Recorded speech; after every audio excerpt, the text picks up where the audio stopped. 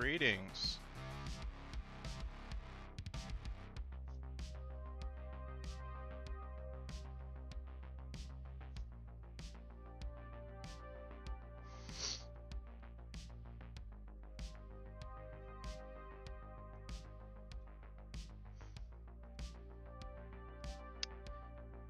It is indeed the stream. Today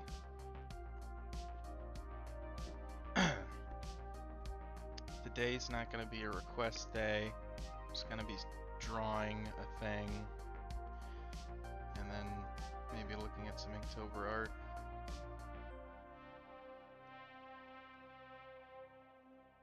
So it might be pretty slow. Especially because I gave last minute warning for the go live. So we'll see if we get much of anyone watching.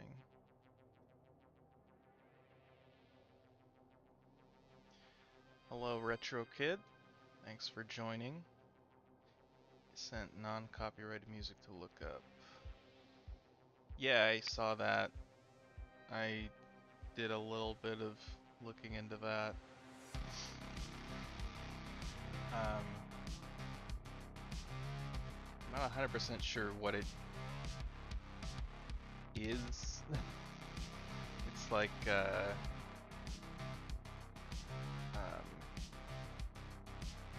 cracks of old game consoles, I think, and like launch screens for those cracks.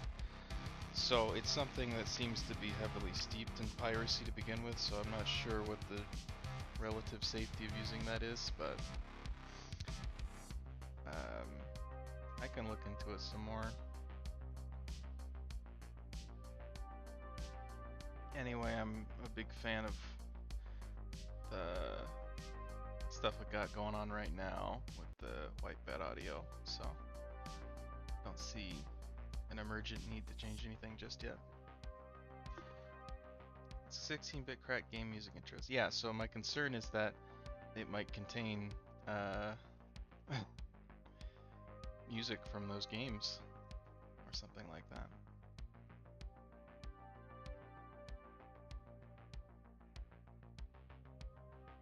Except we would never pirate. Of course not, Retro Kid.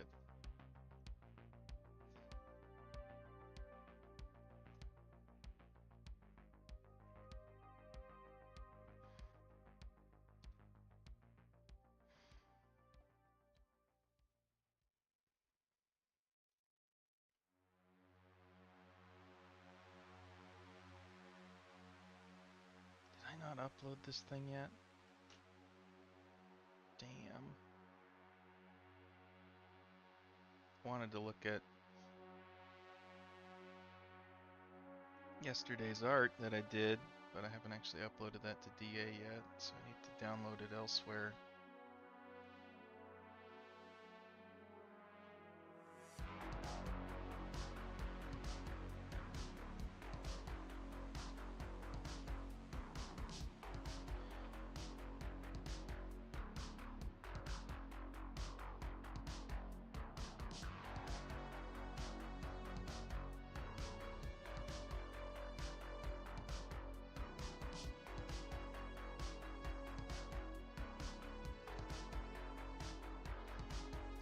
Doesn't because it was made by the game crackers, not official game companies. That was what that was my assumption, but I wasn't sure about that.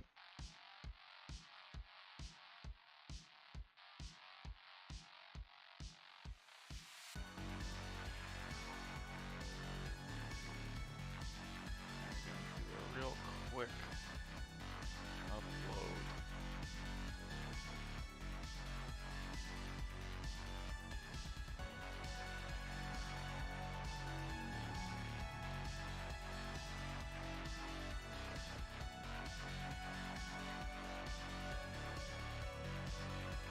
That was the 15th.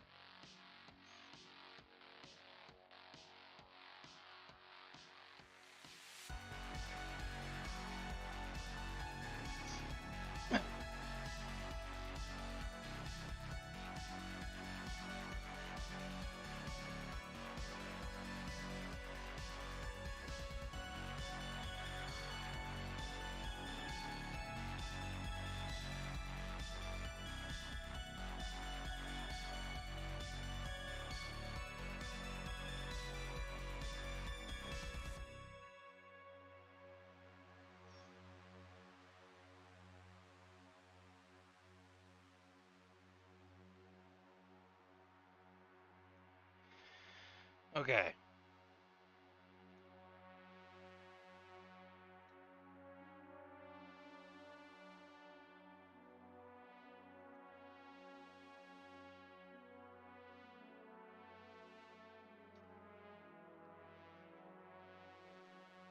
You're gonna learn Python next month. That's cool.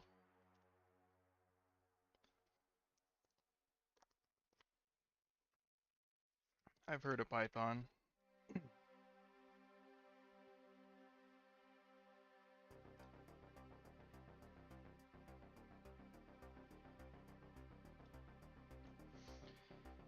Okay, so the first thing I'm gonna do today is my folder.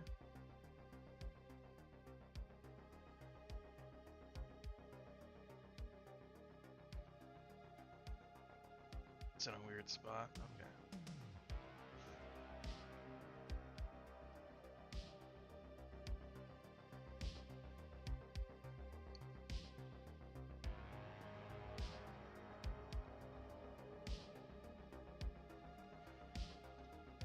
Is have a look at some old Inktober art that I did for day 15.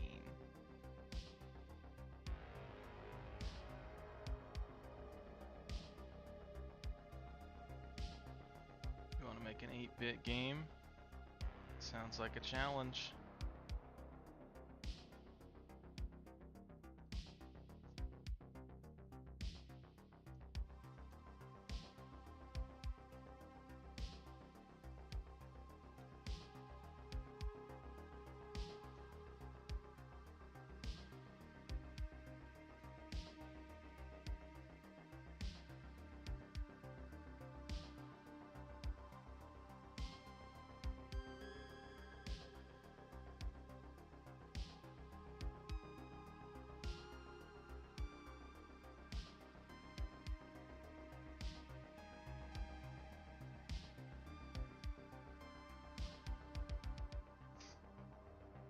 Normally I'd have these prepped and ready to go, but I didn't have a whole lot of time today.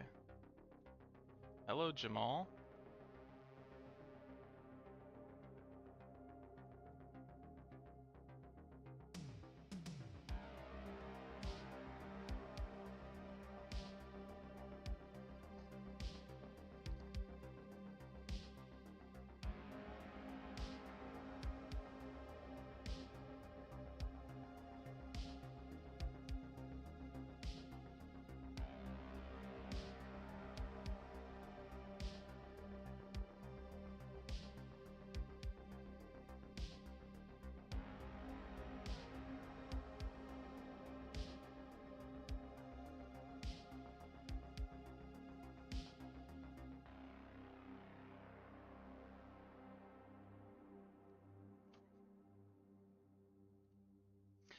That makes more sense. Robot Ron does not sound like a very fun game. Robotron 2084 though, is that an arcade game?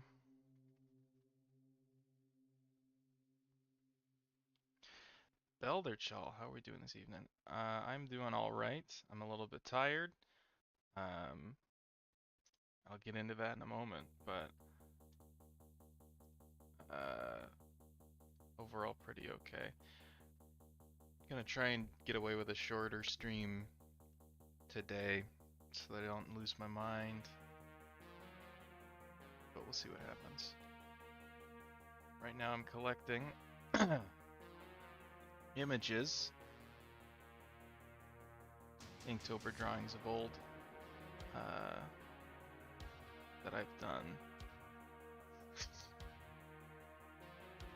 Because this is a running thing during Inktober.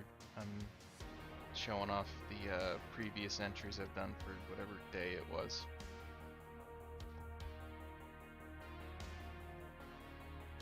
'80s arcade game, yeah. Tired? I feel that Inktober is pretty stressful, not gonna lie. It is. It's also compounded by the fact that I went to a baseball game yesterday. It is a Mariners. It was a Mariners game. Playoff game. At home. Hasn't been one of those in 21 years or something. A Seattle playoff game, that is. And I know I don't have a very large swath of baseball fans in my audience.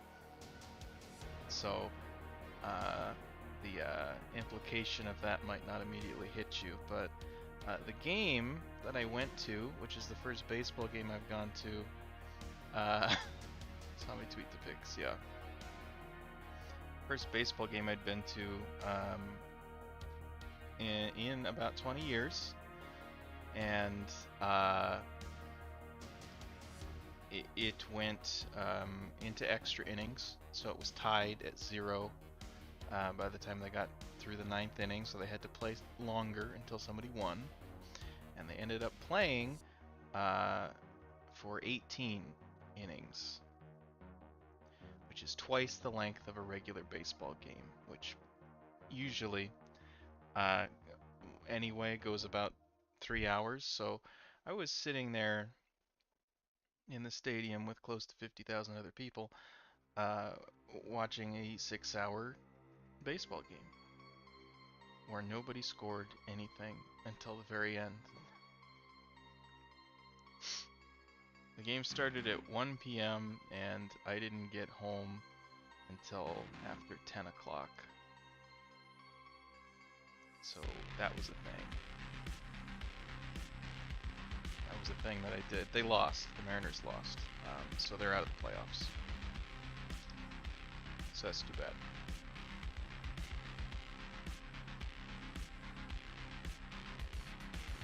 It's long, yeah.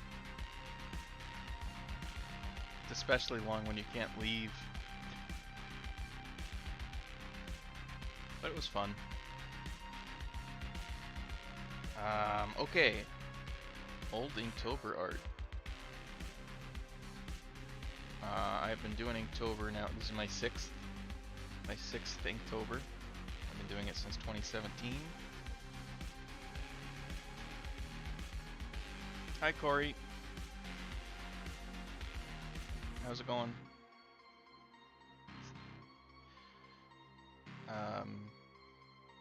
Yeah, we're gonna look at day 15 since I haven't done day 16 yet, which is today.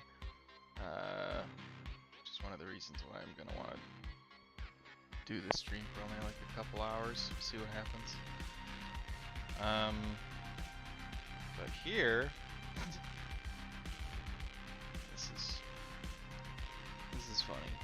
This is day 15 from 2017. What you doing today? Well, gonna look at my old Inktober art, and then I think I'm gonna try and draw Asuka, and then that's it. No requests today.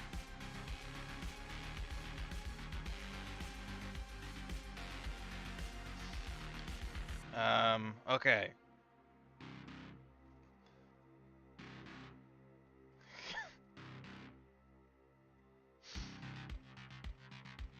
No wheel today.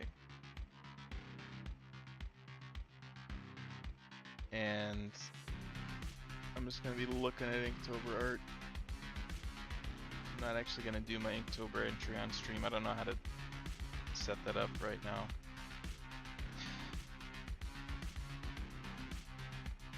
Gotta go? That's alright, see ya.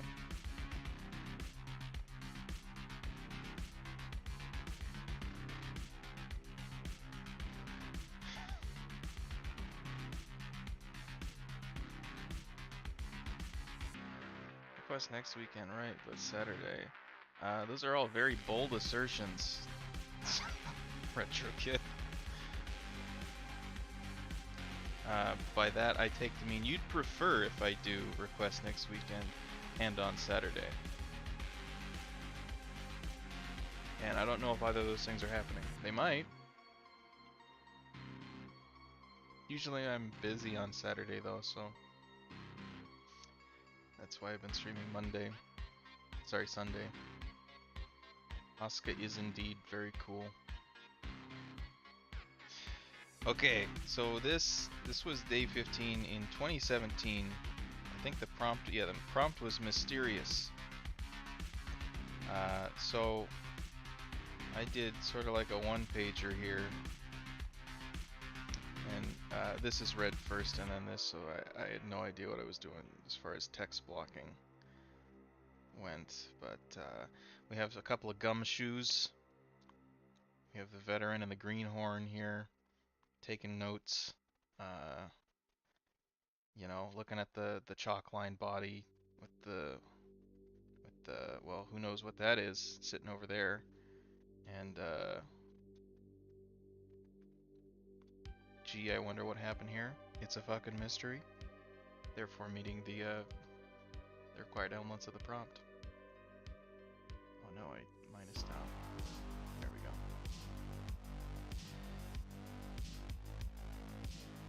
I would too. What does that mean, Jamal? Is that in response to something I said?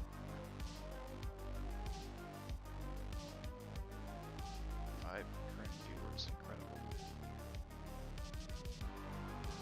Sorry, didn't mean to be rude. That's alright. We can all work on ourselves. The mystery tool. Yeah, who knows what's been done here? It's impossible to know. Greetings, Ihara. Glad you are here. Hopefully in good spirits. Your back been giving you trouble lately?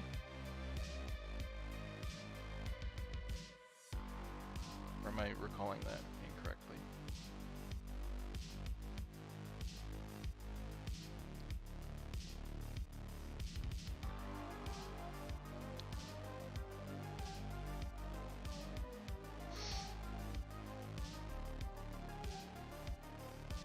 But this is my excuse for city. Some boxes, some overlapping boxes, rectangles, I guess. The road, of course, just stops dead right there. Maybe it's like a high school play that they're putting on or something.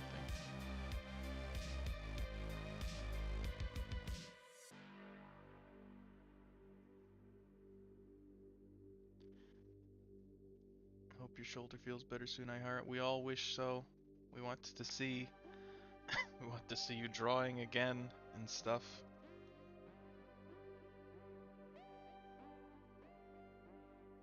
Slept in a weird way. That can happen.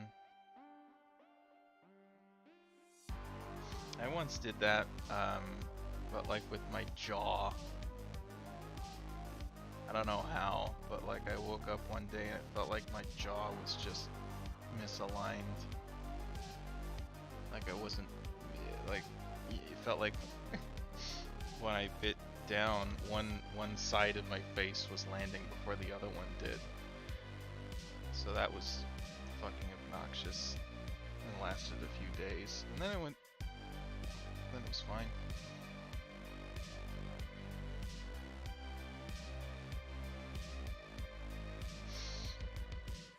Okay, this one sucks, so let's look at the next one.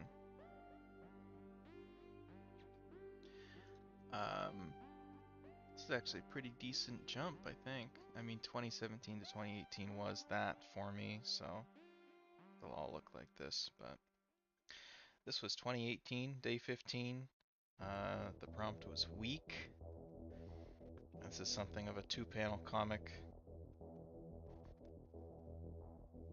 Sounds pretty rough. Yeah, it was not very fun.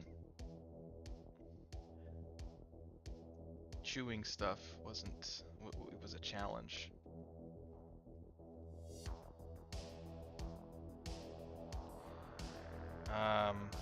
Prompt was weak, and if you play guitar, I know Retro Kid plays guitar, but if you want to be any good at guitar, you have to use all your fingers, and I'm not very good at doing that.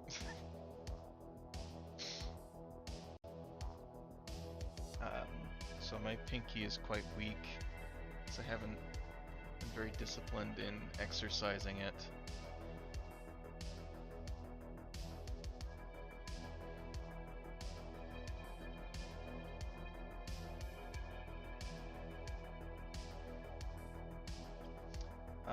So this is just me venting my frustration about that, I guess, and also trying to draw something.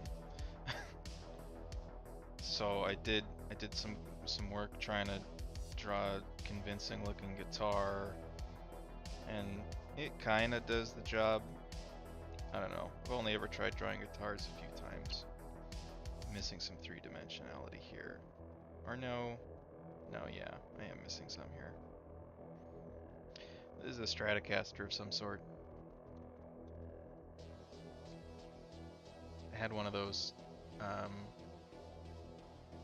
Squire Strat for a long time. Still have that somewhere. But that was my first guitar, and it's pretty good. It's pretty fun. I have a Gibson now, which I also don't play very much either.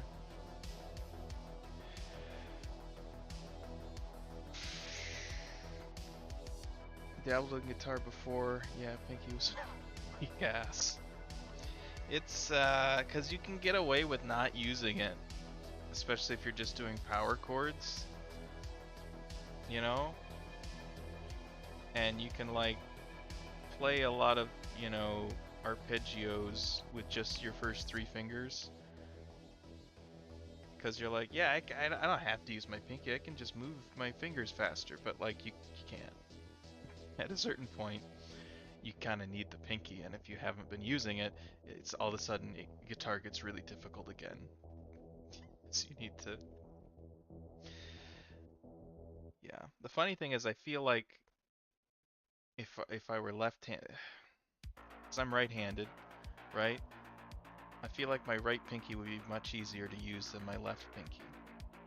That's the problem with handedness, is that when you're playing guitar, you got your right hand to do the strumming and stuff, and that's fine. I don't have any issues there. But my left hand has to do the fretting, and my left hand isn't my dominant hand. So there's weaknesses, you know? Solid first guitar. I think that's entirely the intention of the Squire Strat. It's pretty cheap too as far as guitars go. Get them started on the Fender guitars early.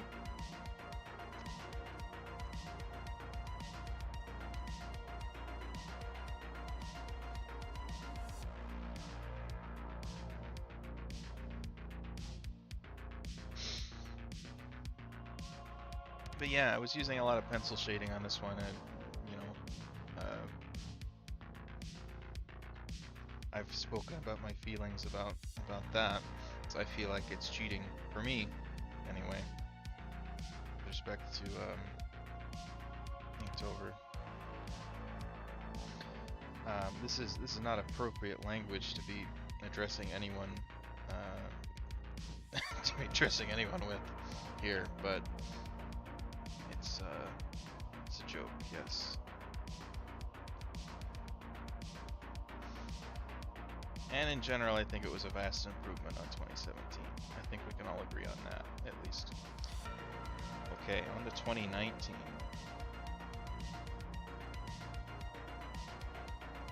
Only solution is lots of practice to get that pinky in shape. Yeah, you have to do exercises. You gotta do scales. It's so dumb.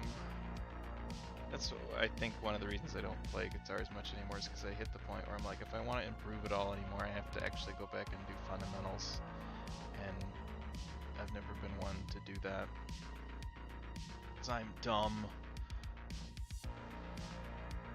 What am I drawing today? I'm not sure yet, but I think I'm going to try and draw Asuka from Evangelion. Okay, 2019. This was some fan art I did of Shinobu from Monogatari.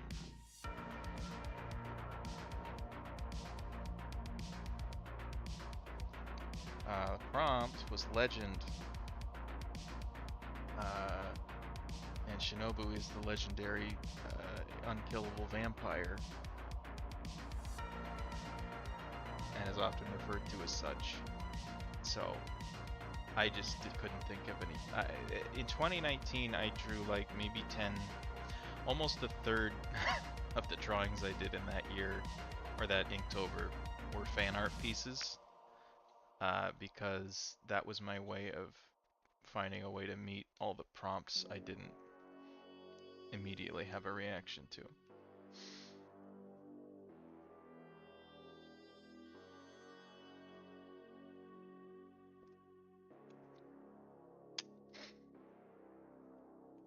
I think I draw Asuka multiple times this year. Legendary Kiss Shot Astral Heart Underblade. You're missing an Orion in there.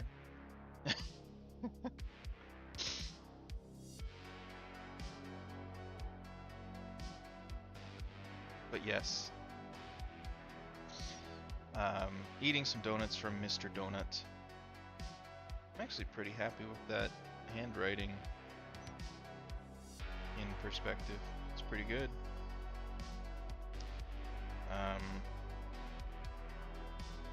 Yeah, not much to say about this one. One thing I noticed I was still doing was I was shading the hair just by sectioning it out and doing hash marks in one direction, which was fine, especially for the time, but it just doesn't look very good, or it doesn't make it look like hair.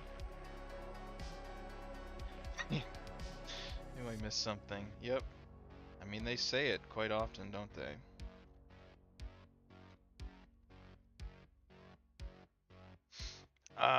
And then the hand I'm not a huge fan of, nor am I a huge fan of how the donut interfaces with the head. But what can you do? What can you do? Nothing. Also, the hair should definitely not all be behind her. Some of it should be in front. I did this angle better this year, I think, with this character. And I also did a shaft head tilt.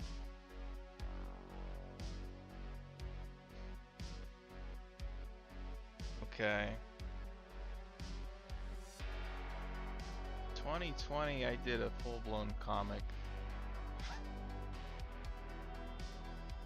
This is another prompt dodging incident. The prompt was Outpost. Bit of a weird wrist issue going on, but the rest is still pretty solid. Arms are honestly one of the hardest things. Arms, wrists, and hands and stuff. It is so hard and nonsensical. Okay, I should check to see how this is framed. Let's scroll up a little bit so we can see the top of it.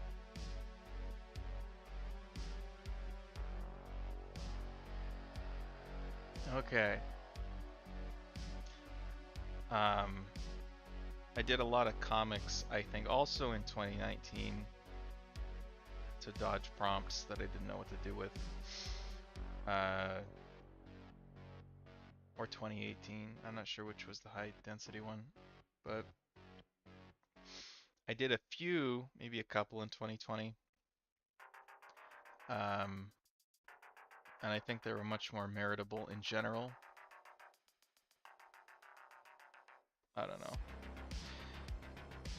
So this one, we have a couple of characters here at some sort of nondescript, ill-defined cafe. And this one's got cat ears and a hat. This is our perspective character. It's not that I take issue with Outpost. I don't even think it's a bad prompt necessarily. Dune was uber specific too, and I toughed that one out. The context here. Oh no, I have to provide context. Oh no. Oh god, I didn't expect to have to work this one out.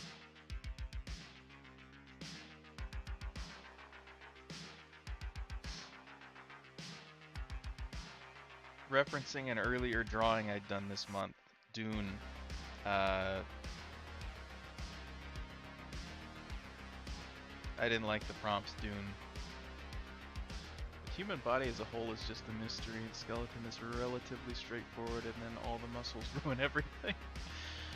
I kinda understand the skeleton, I don't know muscles yet.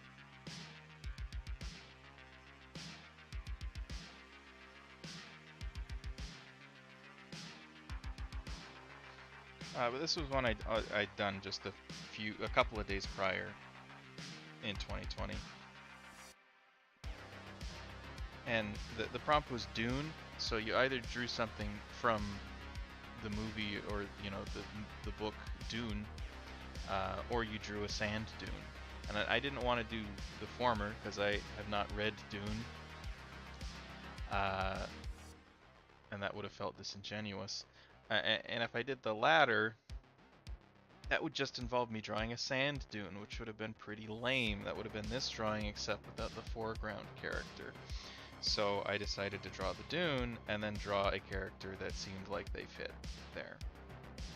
Okay, now that we have that context out of the way.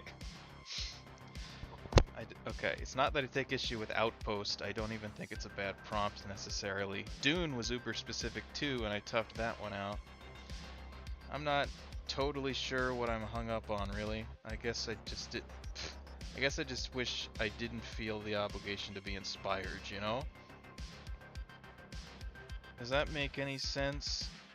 No? And then we have the breakdown. I haven't slept adequately in over 2 weeks, I'm sorry.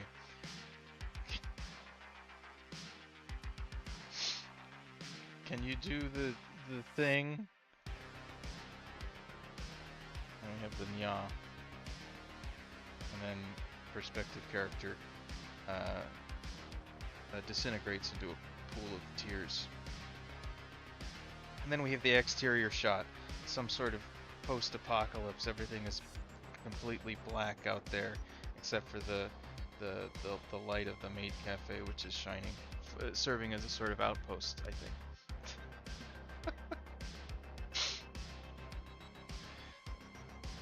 Meta Inktober entry, indeed. I think for this prompt I would have drawn Desert Punk, but your Desert Girl still looks cool. Yeah, I probably would at this point as well. I just wasn't into drawing that sort of aesthetic at the time. But good call. 2020 I feel like is when I really kind of nailed down, started getting a better sense for how to draw arms. So if you look at this as compared to the one I just talked about, this is a little bit weird looking. You know?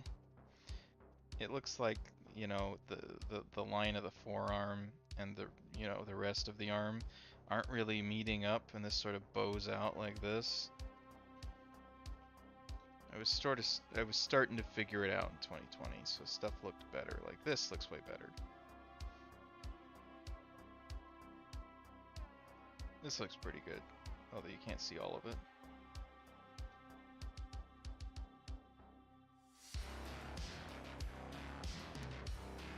But yeah, I was pretty happy with this just from a metatextual standpoint. Didn't showcase a lot of very good art, but it was okay. And I liked the character. Post-apocalyptic Neko Maid Cafe. That is the exact thing. Arms are solid in the comic. Yeah.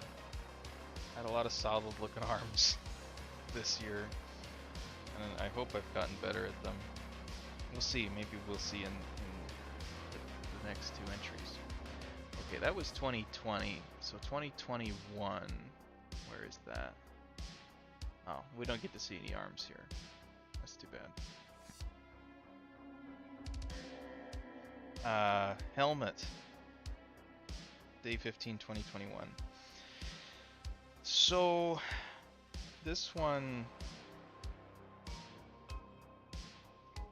In 2021, I started using a lot of Copic marker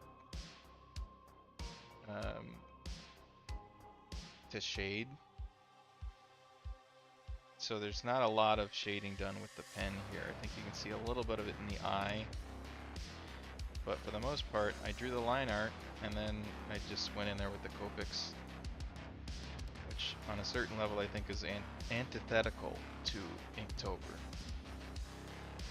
But also, it's very expensive to do that. In a very real sense.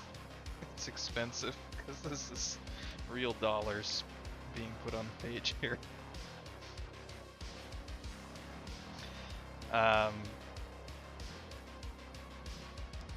I think I didn't know this at the time. I do this quite often where I have an obvious um, character inspiration or reference I'm pulling from. I just am not aware of it until after I draw the thing.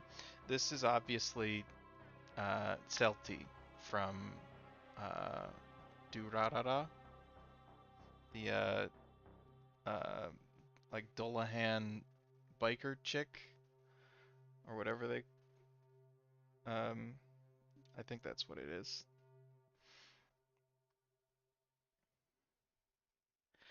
Meanwhile, I'm busting out the Sharpie. I mean, that works. I mean, if you're intending to draw like perfectly dark, you know. If you want mid-tones, Sharpie's not so great for that, but all of my mid-tone Copics are pretty much dead now because of what I did this year.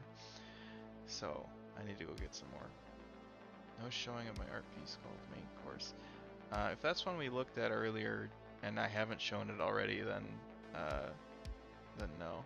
We stand Celti. Indeed we do. I've seen the first part of the first season of that show, and I meant to continue watching it, I just haven't.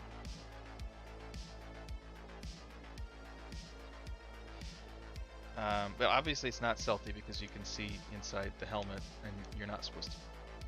You know, the visor's completely dark for Celti, and she doesn't have a head under there, so you obviously wouldn't. And then I tried playing with some like reflections in the visor, and I don't really know what I'm doing with that, so it only kind of looks good.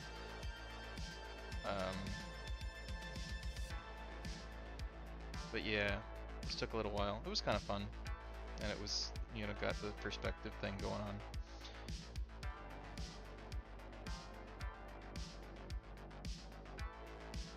It's the Gorman, could you make an exception?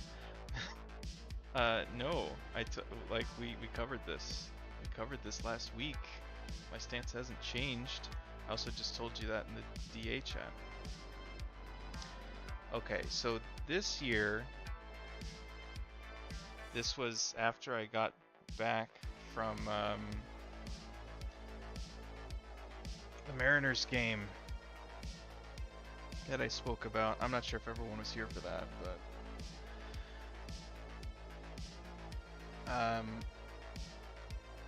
Jamal's referring to, I have a practice during these Inktober streams where if any of the viewers want to show off their Inktober art, or just any, you know, ink art that they've done recently, they can send it, and I'll put it up on the stream, and we can all ooh and ah over it, or roast it. Just kidding. But basically, he's got some that feature a heavy dose of gore, and I've decided I don't want to show that on the stream, so we're not doing that. But Ihara, I was at the Mariners baseball game yesterday. I was there in person with close to 50,000 people, and the game went 18 innings. I was there for 6 hours. I didn't get home until after, like, it was about 10:30. So, that I tried to do anything even remotely ambitious for last night, for yesterday's entry, was dumb. But it actually didn't take me that long to do this, and it turned out better than I thought it would.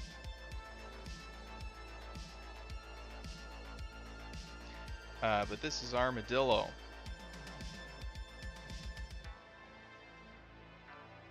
And right away I knew I'm not gonna... I wasn't gonna draw an armadillo, an actual one. because I don't know how to do that. And when I try and draw things I don't know how to draw, especially when they're very well defined things such as armadillos.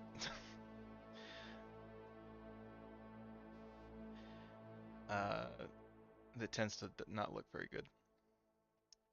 I know next to nothing about baseball, but even I know that's crazy long.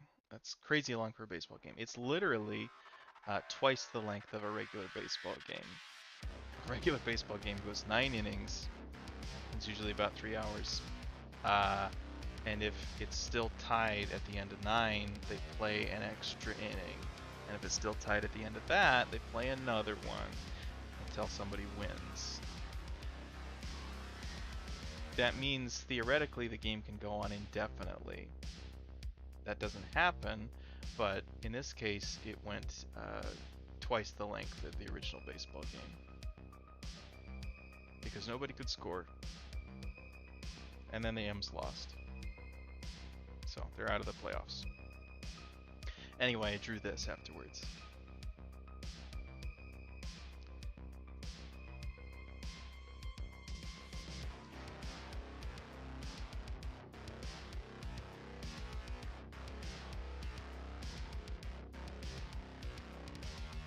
Still got a decent amount of sleep last night though, so that's good.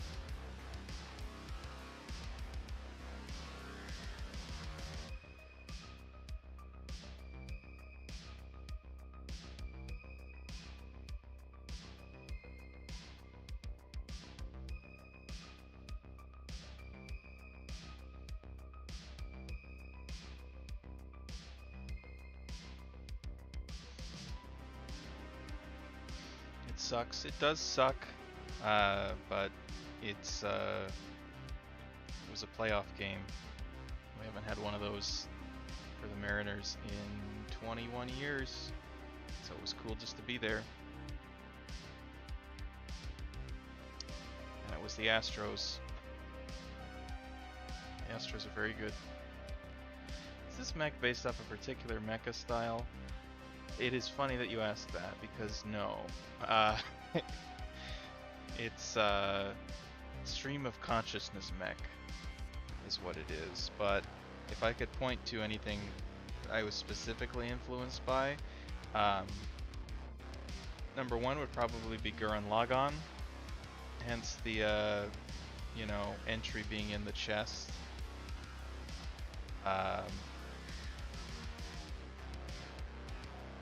And I think quite heavily Bionicle. Lego Bionicle. There's a few elements here which I think are almost straight, like, ripping off of some of those sets, like the leg armor plates, and then the shoes, or the what you call it. I don't know. You might the head you might say is a bit Transformers-esque. And maybe some degree of Halo. Like the pilot, I drew basically like an ODST from Halo. So there's a lot of things going on here. I don't exactly buy that this is worth anything in a battlefield.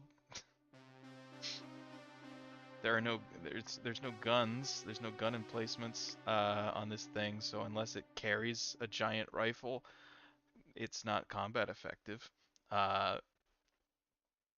And it's also super spindly and is missing armor in lots of critical places, such as legs, and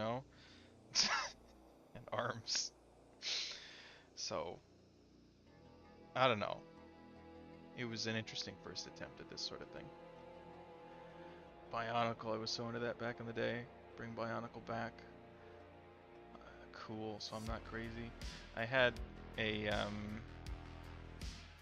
I think a monthly subscription to Lego Magazine when I was a kid, and those would usually include a Bionicle comic issue. which was a you know, used to sell Lego sets of Bionicles and stuff. I don't think I had a hell of a lot of Bionicle toys when I was a kid. I knew somebody who had so many. Like, you know, the videos of people who have a bunch of like anime figures on their shelves. I knew this guy who had that, except with Bionicles. And I was so jealous. On one hand I was jealous, on the other hand I was like, even as a something like a 12-year-old or something, I was like, I am way in over my head with this Bionicle stuff. Like, I couldn't begin to tell you anything about the lore of Bionicle, or you know, understand what all the different sets are, or how they relate to each other. Because all I would get was this, you know, one issue every month, and there were a lot more story elements involved than I ever got a taste of, because it was just, I would get one issue from like one particular arc, you know, entirely like in the middle or maybe at the end of that arc, and I would have no context for it, and I'd go like, wow, this is riveting, I wonder what happens next, and then I would never know what happened next. And then next month I would get one that was an entirely different arc, you know, entirely different bad guys and entirely different heroes. What were they called? The Toa or something? And they were on some island.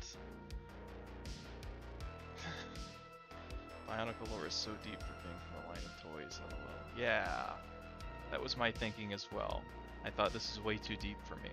I don't have the time or the effort to attempt to understand what's going on in this. Then they made a movie, or two movies? I don't know. I never watched the movie. It wasn't for me, because I wasn't up on the lore. But yeah, I think that's where my inspiration for a lot of the shape language here came from.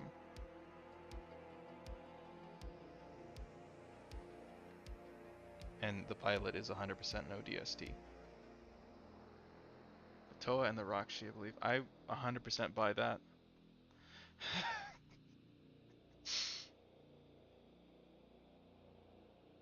Oh man.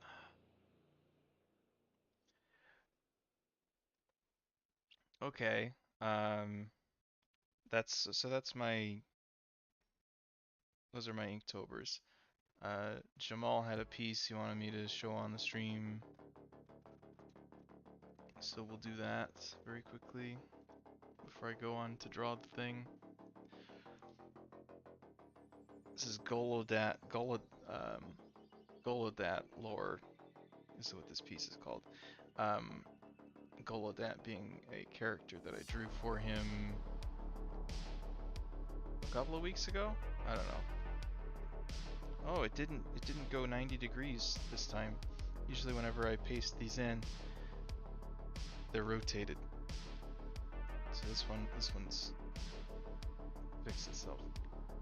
Golodat, where are you? I love how he's he already knows something's up, you know? Oh, damn.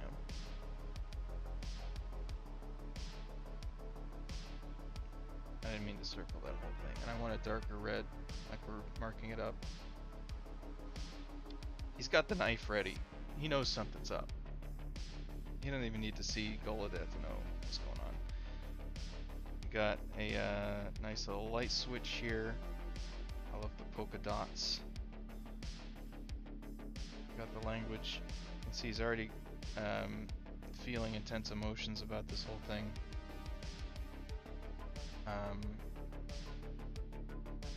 The order of... I'll get to that in a sec. What have you done? Very powerful. And, you know, he's just there. He's just doing his thing. What have you done? I guess it's this panel and then this panel. Come sit. Like the meal I've made for us. And it's a person. Oh no.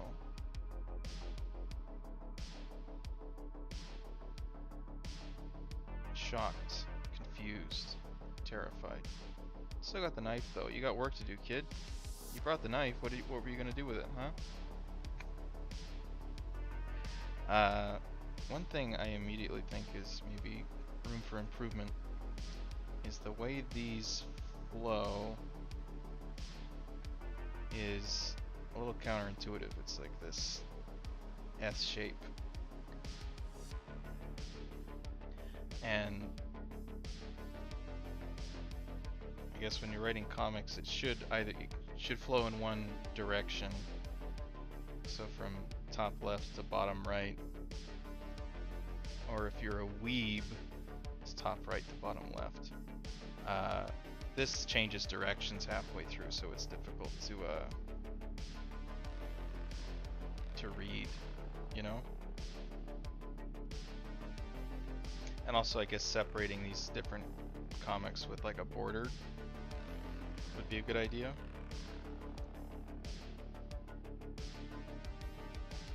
Know what I mean?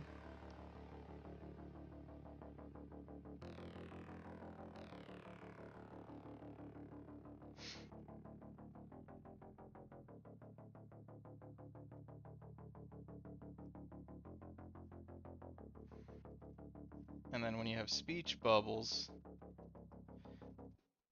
you're going to want to actually draw a bubble and then, you know, indicate where the speech is coming from.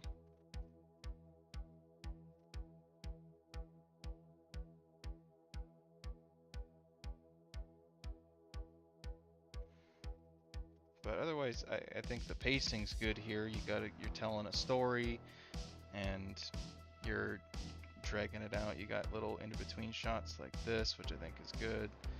I guess you have a light switch, so you could also be taking advantage of like lighting changes. So this first one, you could be like applying some heavy shading to imply it's in the darkness, and then after you flick the light on, then the lighting changes, so it's more dramatic and stuff.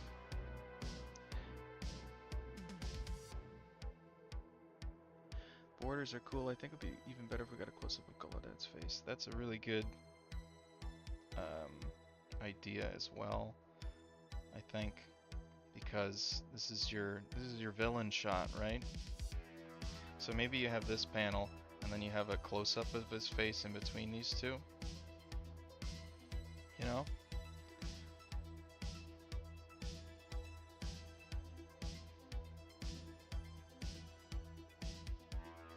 And then cut to this character.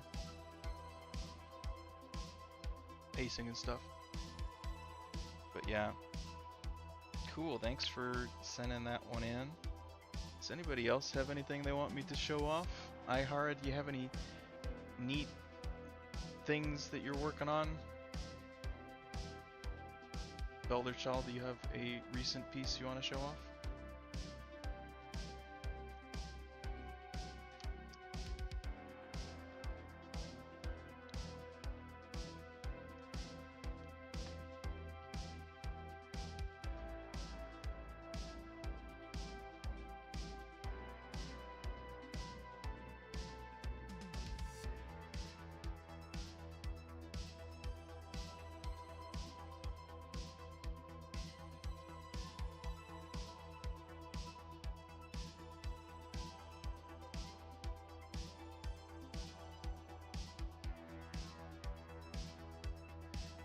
You haven't posted shown already.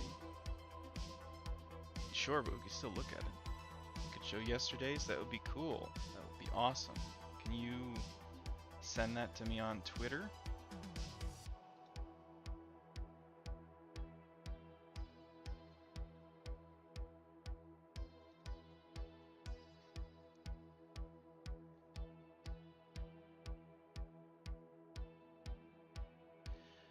Yeah, got some art from friend Mr. Madmouth on DeviantArt, but I will ask permission first. And can you credit him? But what are you referring to, Retro Kid?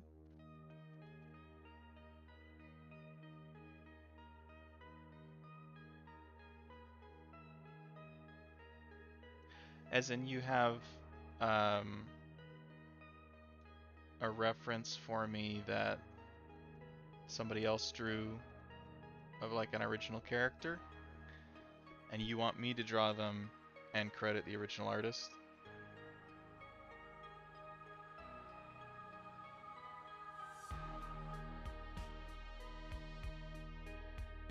Oh yeah, I remember we looked at your Soul Eater fan art last time.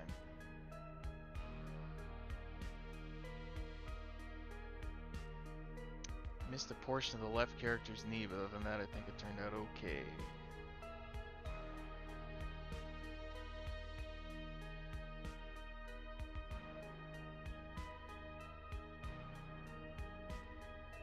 Did this download? God's sakes. Okay, it did, it's just not updated over here. Well, why isn't it here? Okay, we'll just drag it in.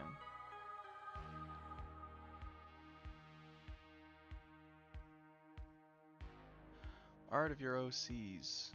Show your what? Oh, you just sent me something. Gotcha.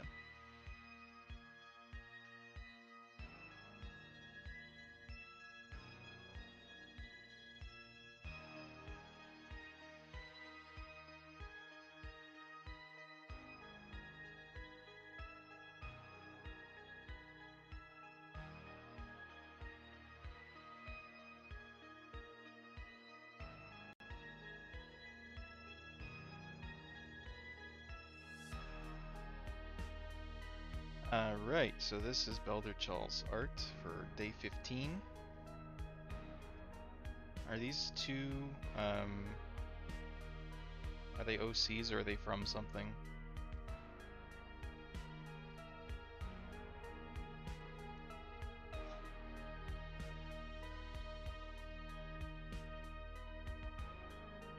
Yeah, I can make sure to credit them.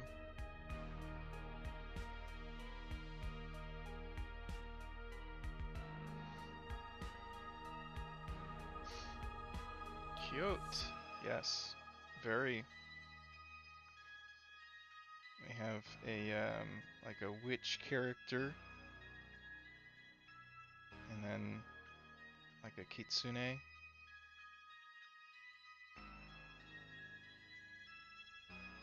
don't know what you mean when you say, oh, so yeah, you mean you mean there should be a little bit of a knee poking out here?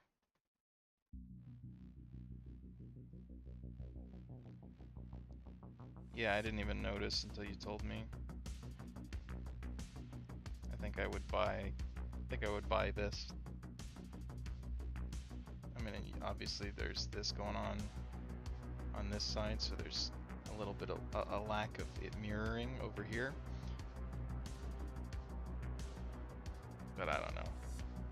It's fine. Left character's eyes actually go at a 45-degree slant. They do. They're your OCs, planning a webcomic at some point. Awesome. Good luck with that. The knee over there. Retro Kid has sent it over to DA.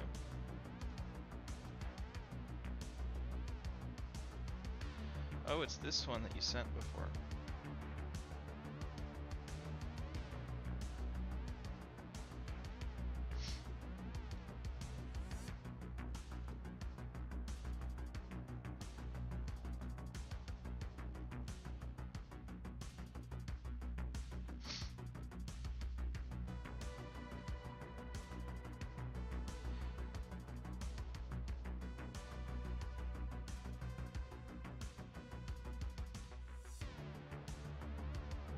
Are you going off of any particular prompt list, or you just drawing stuff?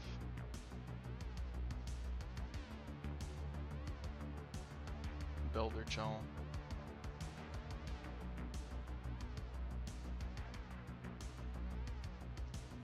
These are Retro Kids OCs, as I understand it. drawn by Mr. Madmouth over on DeviantArt.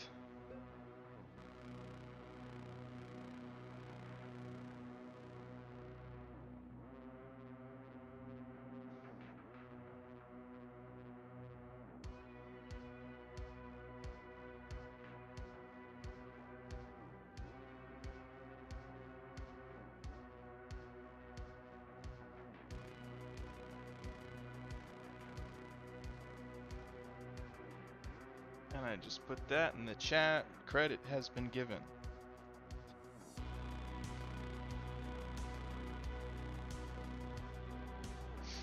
But I think we've drawn at least one of these characters. One, maybe two, in the past. I don't think I've drawn the one with the green hair.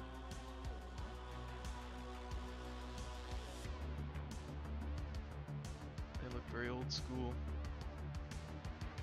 Yeah, Retro Kids references are generally from European 80s pop stars.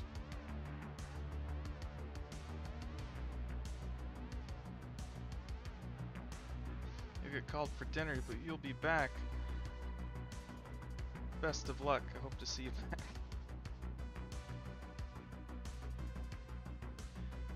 And thanks for showing your drawing. Okay. The showcase portion is over.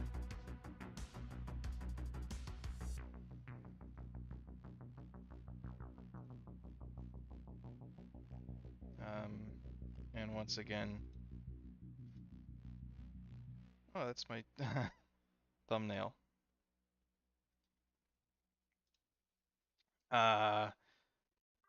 Very quick run through. This is 2017, Mysterious. Number 2018, Weak. Number 29, sorry, not number 2019. This was number 15 in 2019. Legend.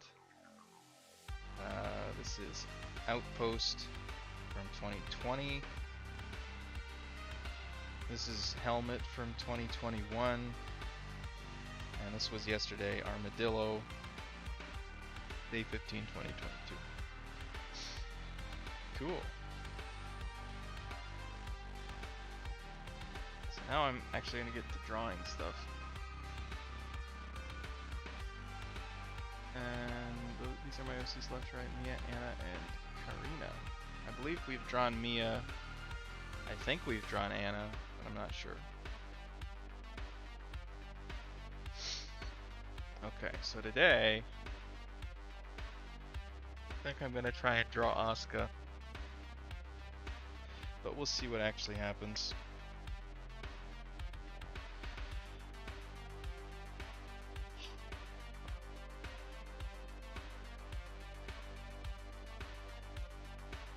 Okay.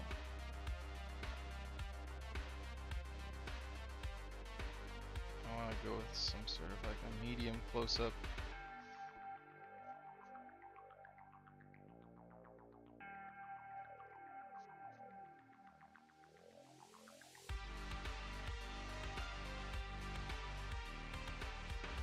Asuka's a character I've drawn enough times where I can kind of do a half-decent job without a reference anymore.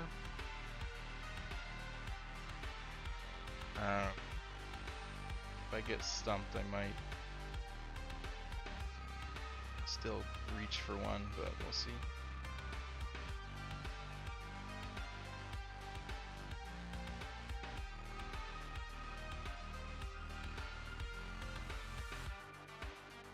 So just a slight 3/4, you know?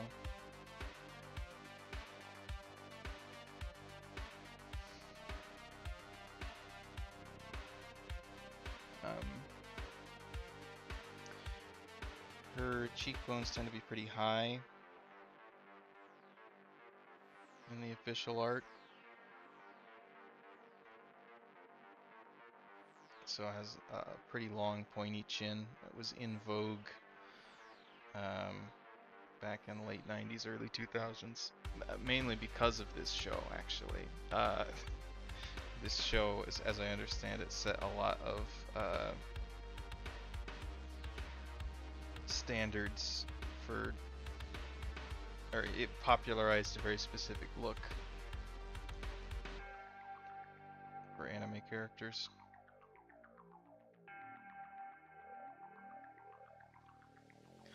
I think this is even not extreme enough. I think I had it right the first time.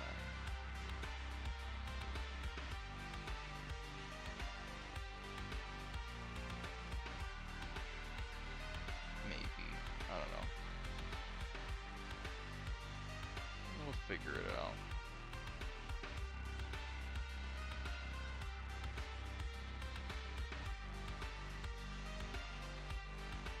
Classic 90s anime chin. Yep.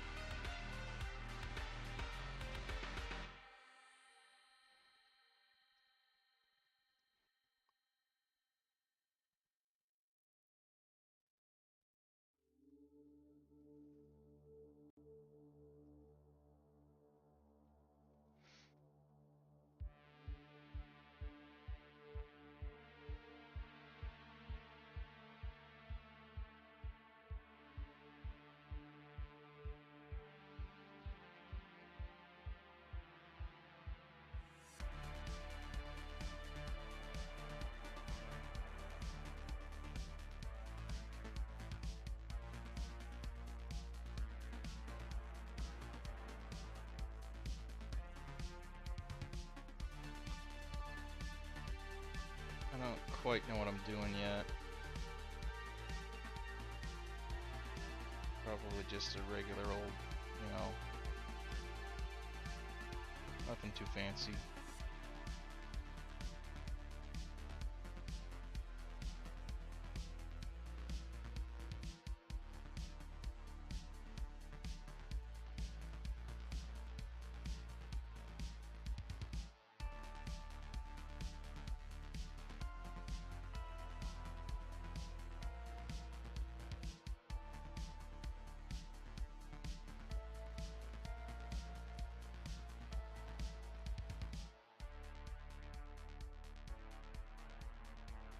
So something I do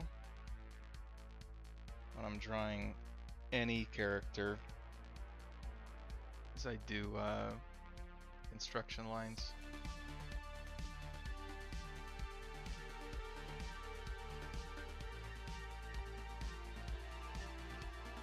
And I eventually draw Kemi as a vampire from Street Fighter.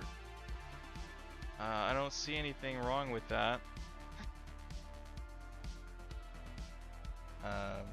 But if you wouldn't mind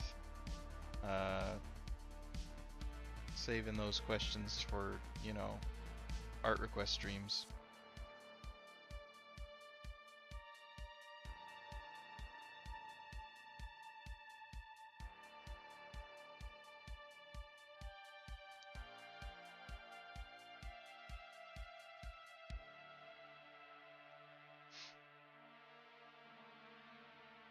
What was I saying?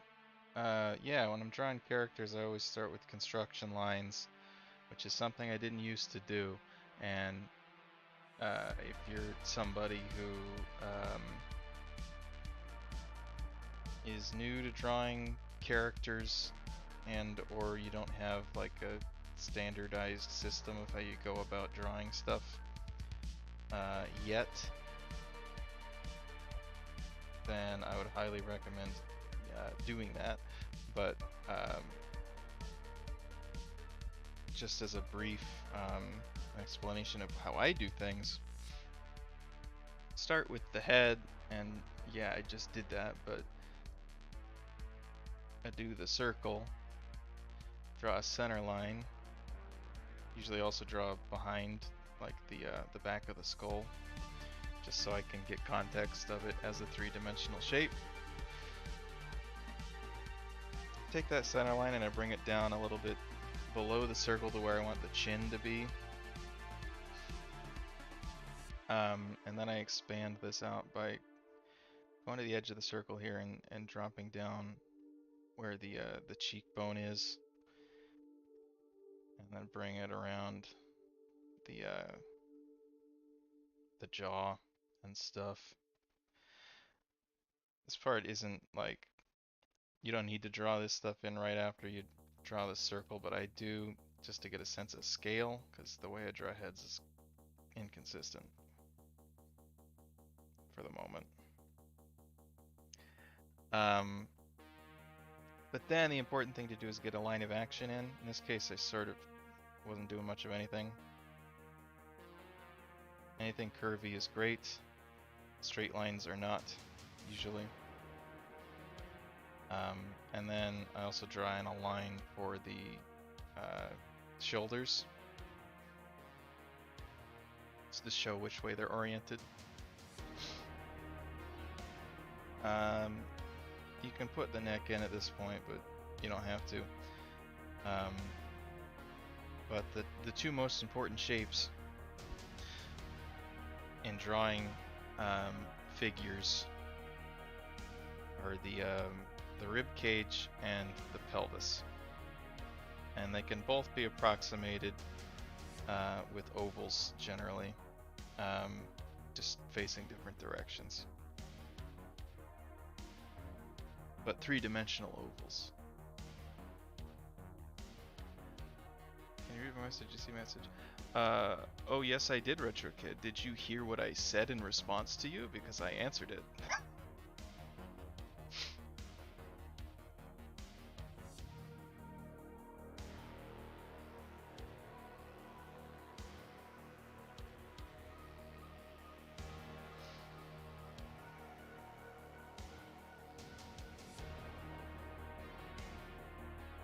And to be clear, number one, that was, I didn't say anything wrong with that request on its face, so yes, probably.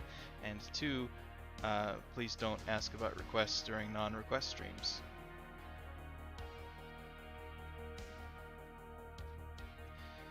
I'm getting ahead of myself here. So when I say oval, I'm actually talking about an egg. The ribcage here can be approximated as an egg shape. So think of an egg and try and draw that where the rib cage is. And I've sort of done that there. About, if you take the head as a unit of measurement, about 2 heads down, depending on what your art style is where the hips are. And if you follow the line of action, shoulders going this way, right? Good to draw the hips in the opposite, oriented in the opposite direction.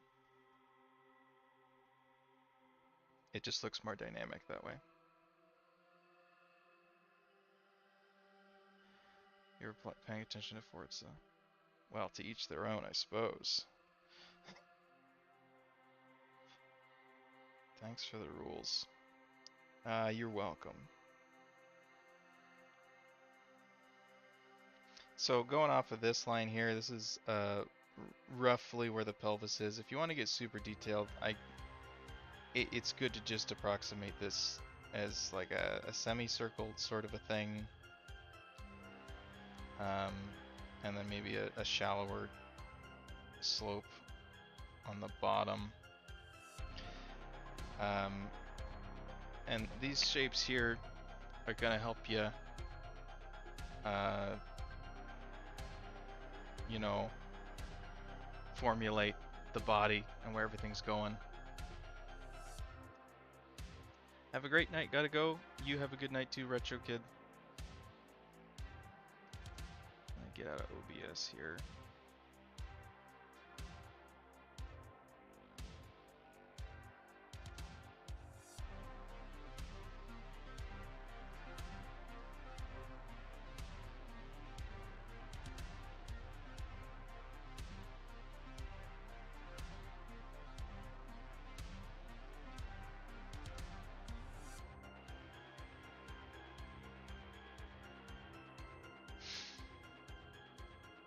Okay.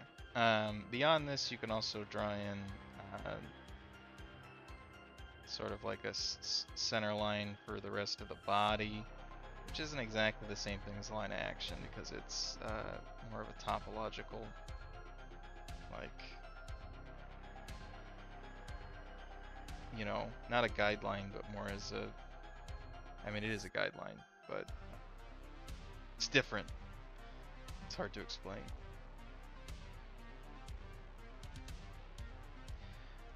So for the shoulders, you can just put in a couple of circles, and keep in mind that if you have it at an angle, one of them's going to be more visible than the other. Eventually you can connect these shapes.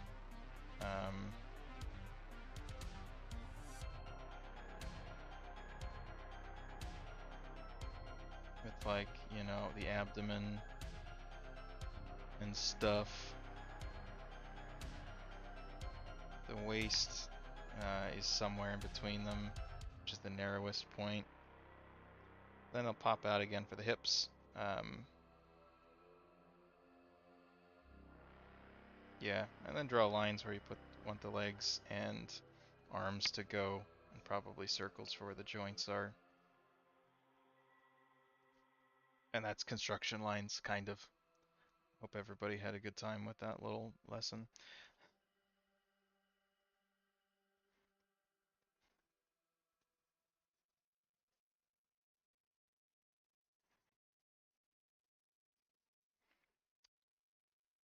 Anyway, I was drawing something, I think. Now, this is a good time as any to check whether my proportions make any sense, and currently they don't, so that's okay. You can fix them. One, by redrawing this, or by using these fabulous digital art tools and simply making everything else bigger.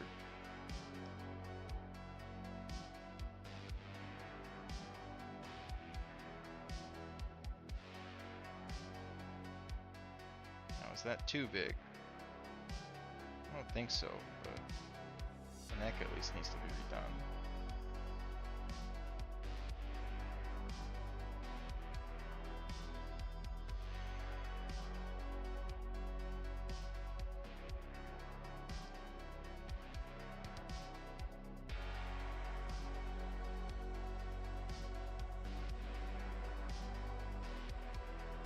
I think that's still a bit out of whack, but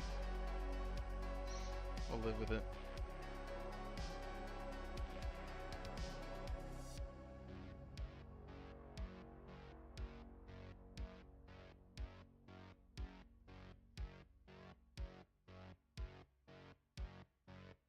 I feel like no matter how I construct the body, I always mess up the torso somehow. Well, it's kind of confusing.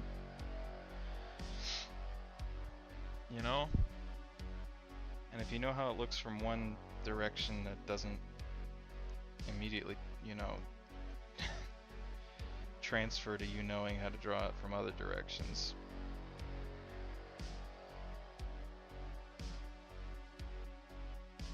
Especially if it's doing anything other than just like being entirely stationary. Like if it's twisting in any way, I have no idea how to do that. Just zero.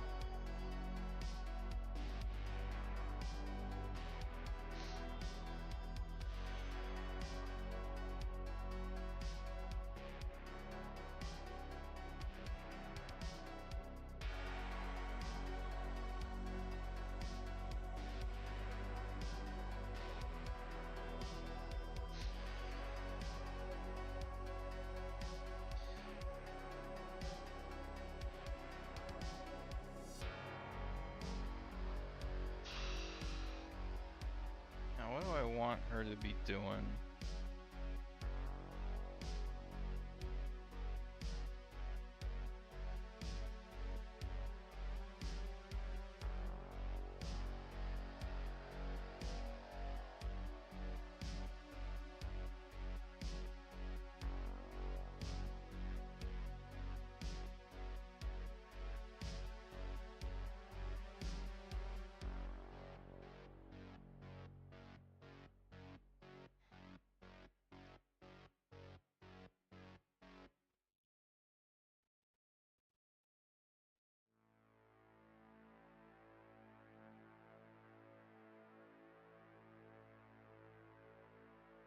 Feel you. So many times I've taken time to go back and study the torso in different positions, and it's like I retain none of that knowledge.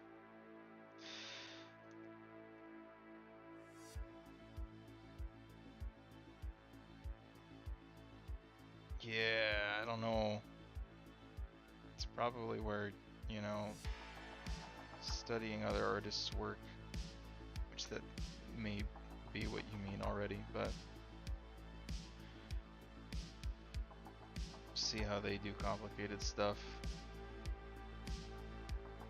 It's probably in order. I'm no good at that though. I don't actually tend to do that. I should study other artists' work. And in a sense I probably do, I just don't do it in any formal way. Like I look at other people's work on Twitter and I go, oh, that looks cool, I see how they've done that there, but I don't then practice that or break it down. I just like try and remember it next time I draw, and then sometimes I do and sometimes I don't. So that's my training regimen.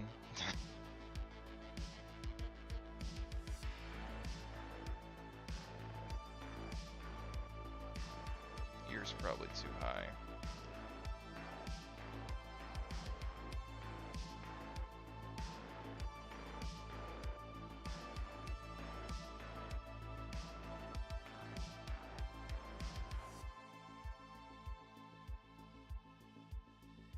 Now Asuka has been drawn with many a different eye shape, but as far as I can tell, the main line, like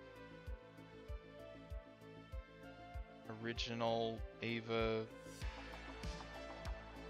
drawings, like this is sort of what her eye style looks like. It's this, you know, it's a staple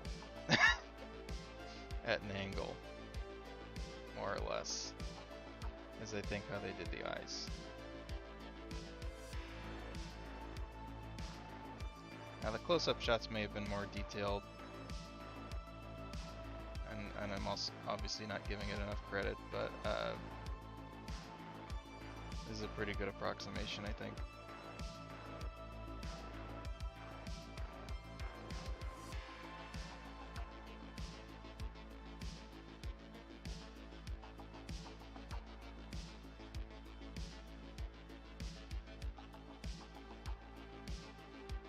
I like how that was.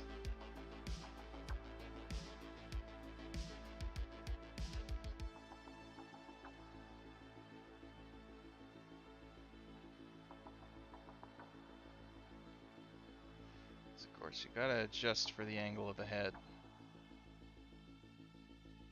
Makes things look different.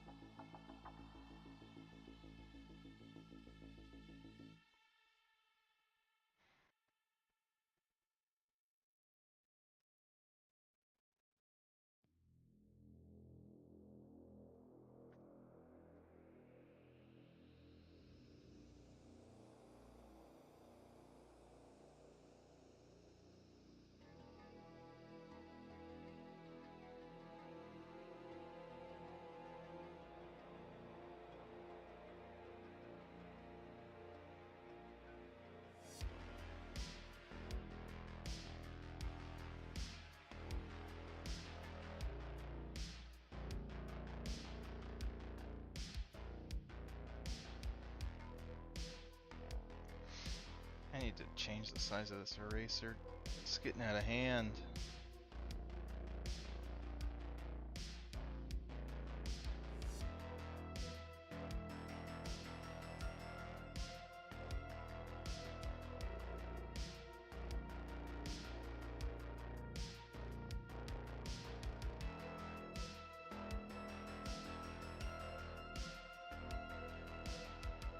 I'm gonna put this up here so that potential viewers know what the fuck we're doing.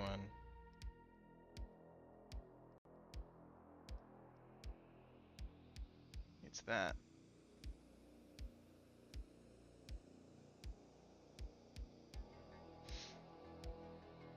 Okay, so this eye isn't big enough, I think.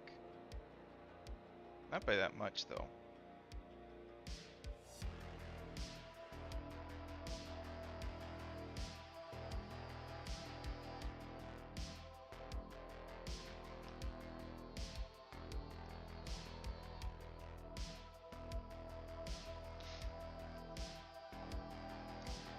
Um, she's also got a very characteristic nose shape.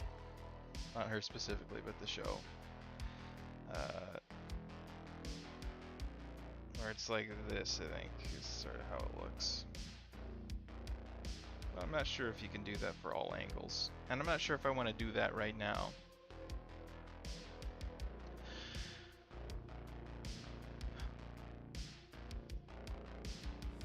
Most I usually do is bookmark the tweet and then forget. Honestly surprised the default CSB eraser isn't a fixed size eraser. Gets me every time. Yeah, and to adjust it you have to go into the eraser tool, change the brush size, and then go back.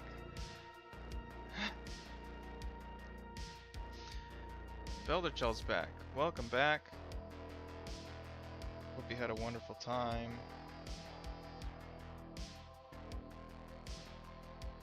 Okay.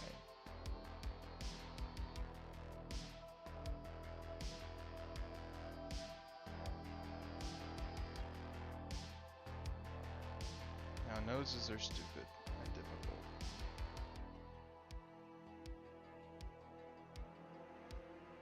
We're picturing our center line like that, more or less. Mouth is kind of high up. There's a lot of empty space in between her mouth and her chin.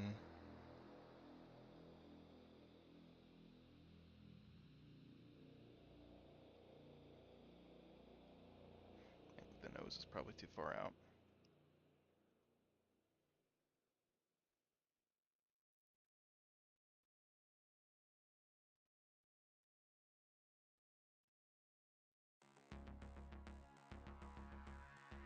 Something like that. Eyebrows are like long and pretty arched. She's usually pretty angry or confused about something.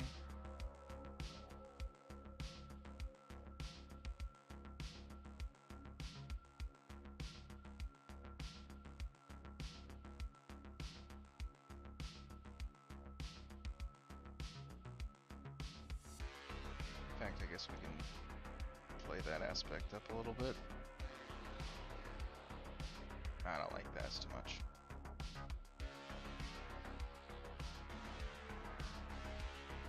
This is just vaguely unimpressed.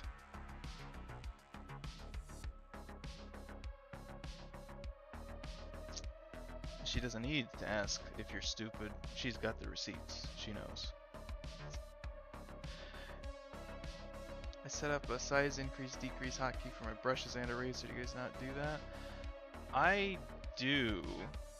In fact, I typically have that set up on. I'm not sure why I haven't done that yet with this, but I'll press the button, one of the buttons on my pen, and then just drag, and that'll change the size of the tool. That's how I did it on my previous tablet. Not sure why I didn't do it for this one. I guess it hasn't been enough of an annoyance. For me. I don't know. But this tablet doesn't have any express keys on it. So in order for me to use the hotkeys I normally want, I have to use my keyboard. And I do that sometimes, it's just a lot of reaching. So I've gotten out of the habit, unfortunately, of using hotkeys. Typical Asuka being pissed off. Yup. It's just the eraser size scales with pressure anyway, so it erases too much with a harder push. Oh, I don't know that the one in Clip Studio does. I'm not sure. Would use the vector eraser, but it feels weird getting the not anti-aliased edges from it.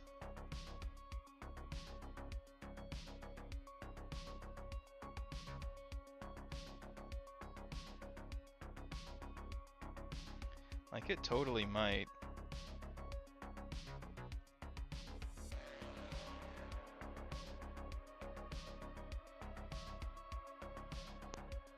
Oh, it totally does. It does scale with pressure. It's just I'm usually not trying to delicately erase things. If I am trying to delicately erase things, I usually just use a different brush with, like, transparency. But if I'm erasing, I'm usually just, you know, max pressure. So I didn't know that. That's cool. I don't know if I have any application for it though. Actually just turned off anti-aliasing completely. I don't want to deal with straight transparent pixels. Yeah. I don't know. Digital art, at a certain point, I feel like this is much smaller than I was working with before. What happened? If you zoom in too far, everything looks like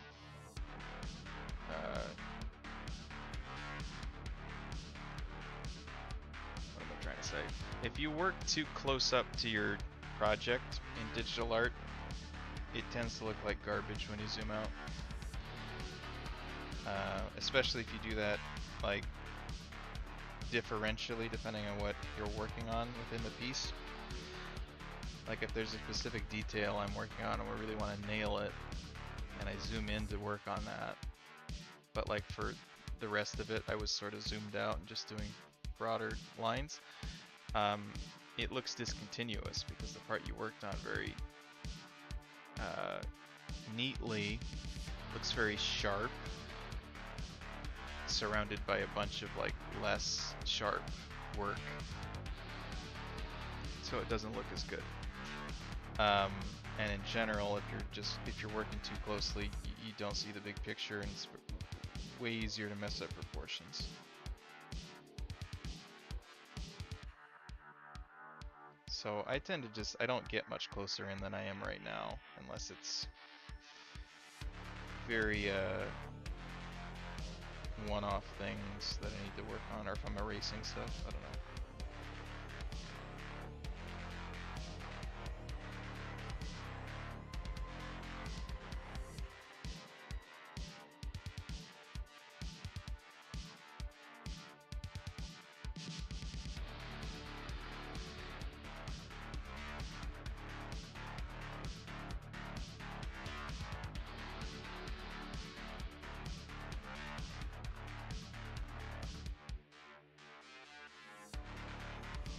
I still didn't decide what I was doing with the hands. Guess I ought to do that.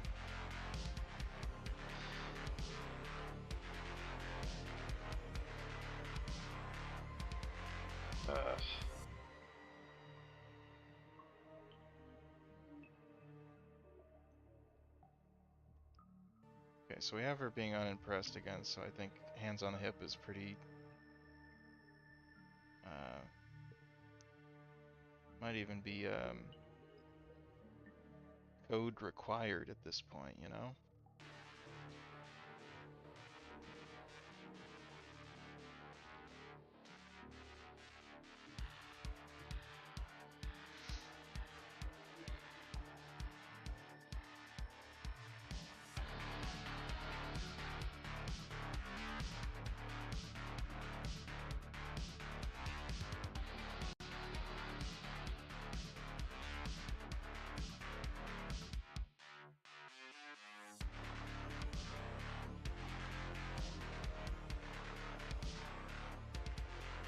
I don't know.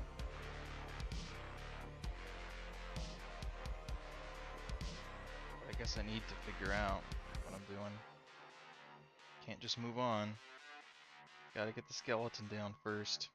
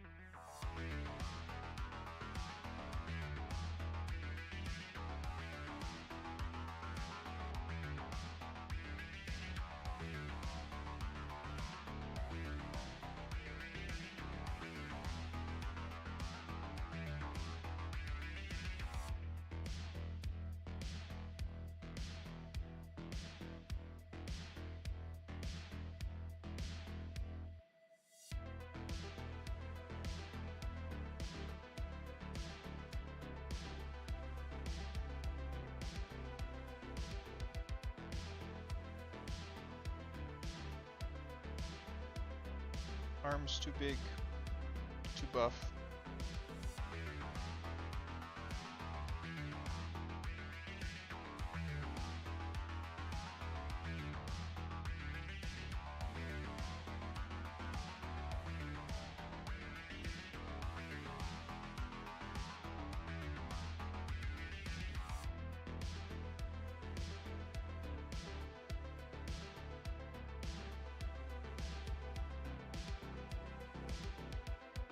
I'm not sure what's bothering me about this.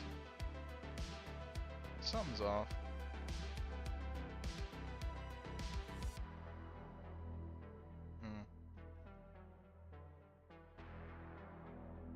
What am I to do, you know?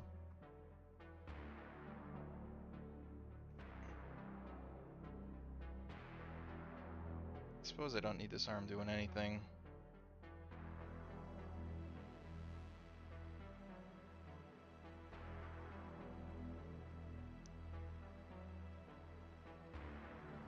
That's fine.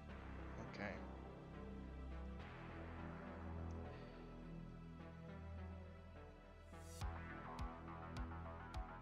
Just putting in a hairline there. A crown, I don't know what you call that.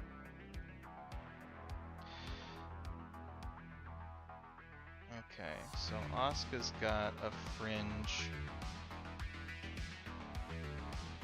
which is quite characteristic.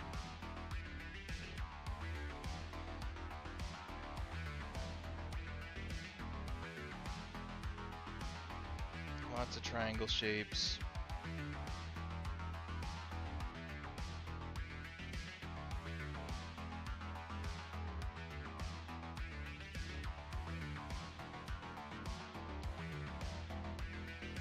Let's see if we can remember this.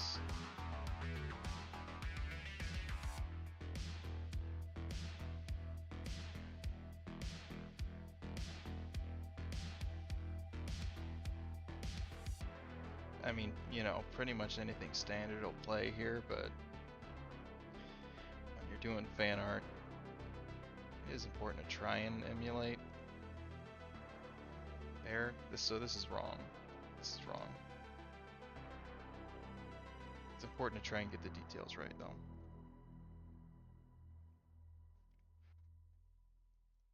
Right, okay. In the wrong headspace, guys.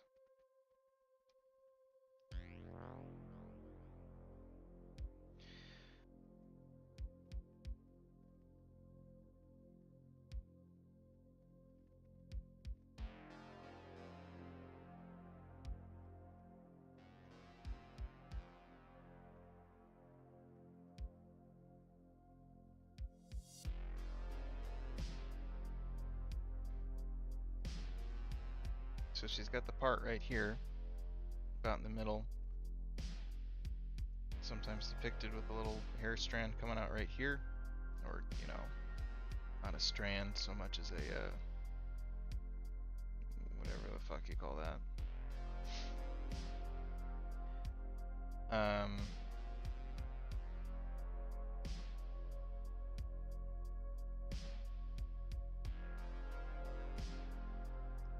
And then junk going on here, you know.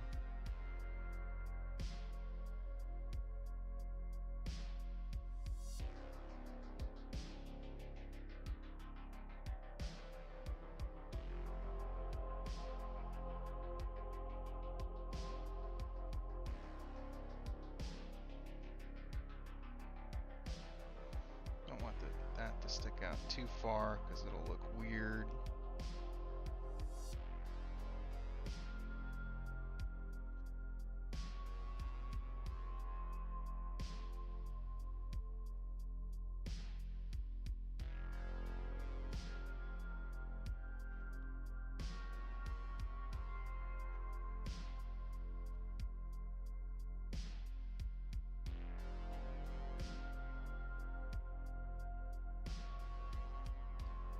That droop down a bit more.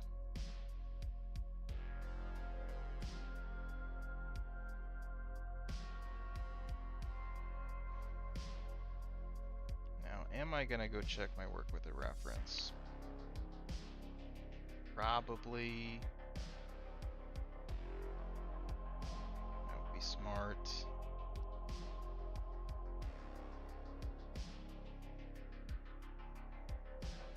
But, you know, we'll see how far we can get. She's got some... I don't think it was really ever explained what these were. Like maybe these are antennae of some sort.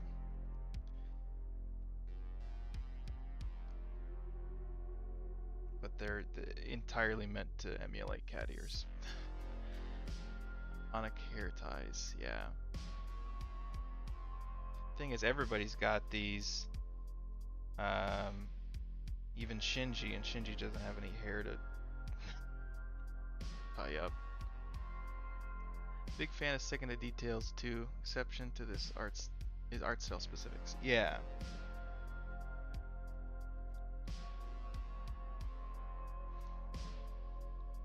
Okay, so the other thing that is important is that she's got a couple of things going on in the back plate of her hair, I guess. She's got like back length hair that, you know, sort of starts tight-ish and then swooshes down.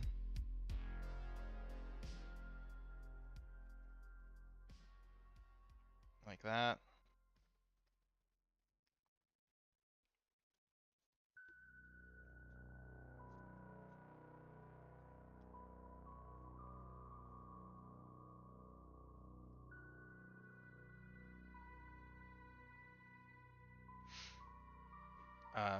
And then she's also got these sort of suppressed twin tails. I say suppressed because, I mean, they are quite visible up here at the top, but they sort of like blend into the rest of the hair at a certain point. So they're most prominent right up here.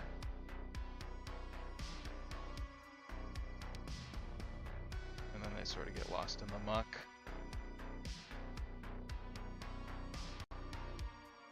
Don't want to make them too big because then it doesn't look right. But don't want to ignore them entirely either.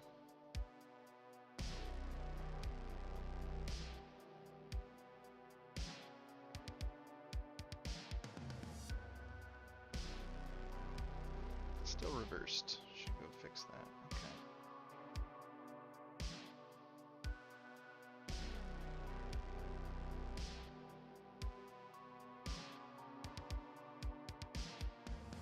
Alright, I sort of buy this.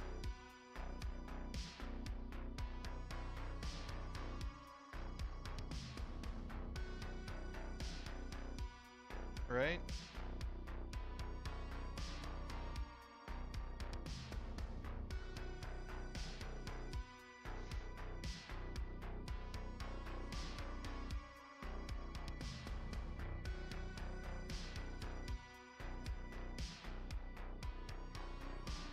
Maybe I'll just not check the reference and that'll be like the thing.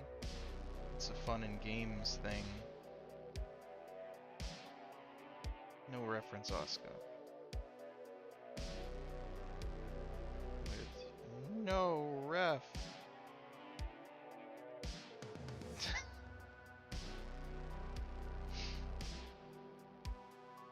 Terrifying.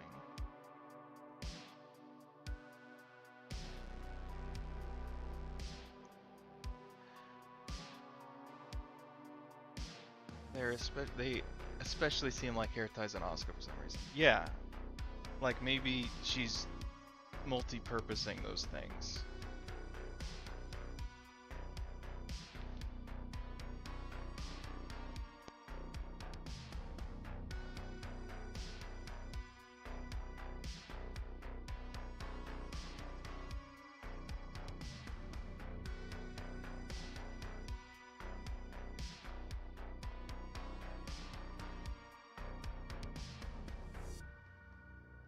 Hi, DL.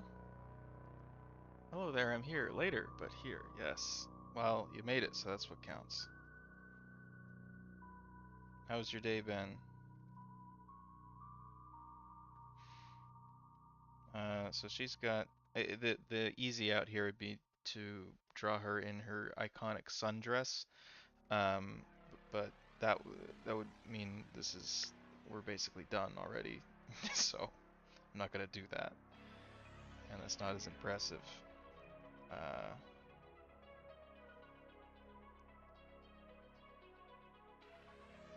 Trying to force ourselves into some mistakes, right? So she's got this collar here. It's just like blue, actually. It's like almost a royal blue, I think. Kind of stands out in contrast to the rest of the suit. Um, and she's got these pieces here that like, I don't know what you call these. Truthfully, I don't know what much of this is called. I should probably be flexing the other way.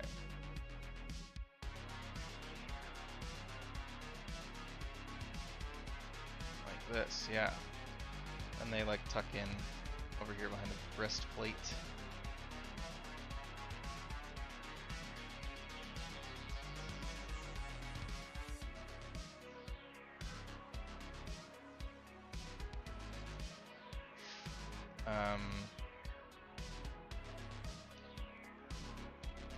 Some interesting stuff going on with the neck, where there's this, and I usually always get this wrong.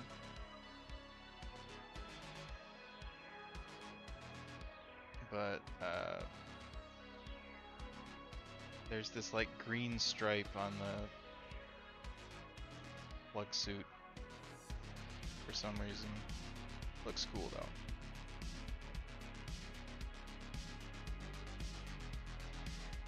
And then, yeah, part of what I always get wrong there is I never line this up correctly with the flow of the torso. So this should actually be like down here.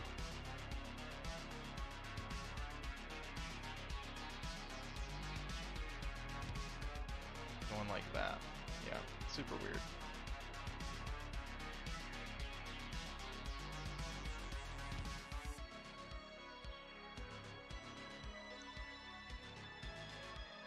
They were called plug suits, right?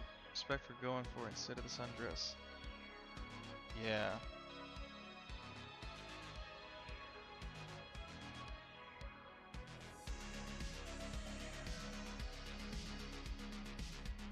Can't back down from the challenge. So right here is the 02. I believe it's a diagonal slash on the 0, but I could be wrong.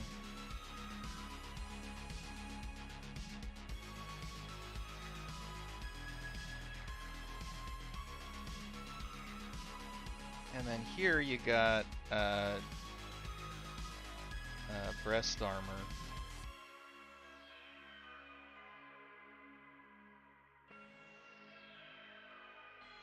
It forms this like,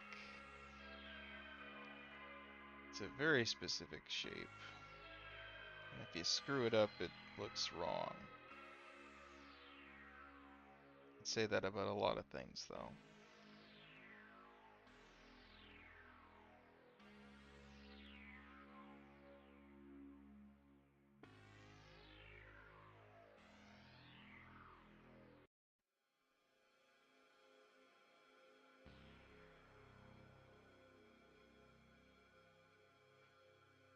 That's more or less right. Okay.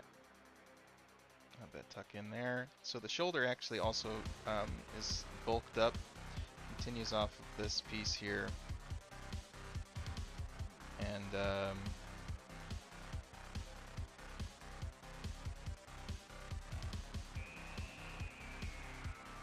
juts in afterwards. Shoulders also happen to have these, I think they're like ports, like vents on either side of the shoulder that stick out from the suit. So you can see the hint of the other one from behind.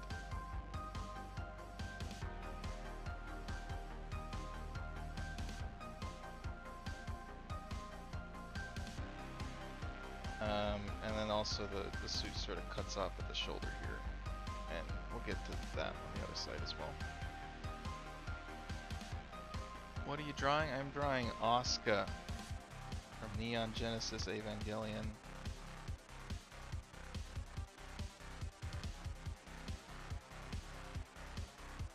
Try and make this more clear.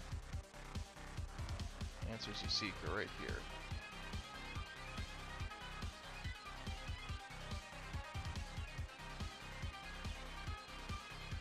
Ooh. Oh no, don't want to do that.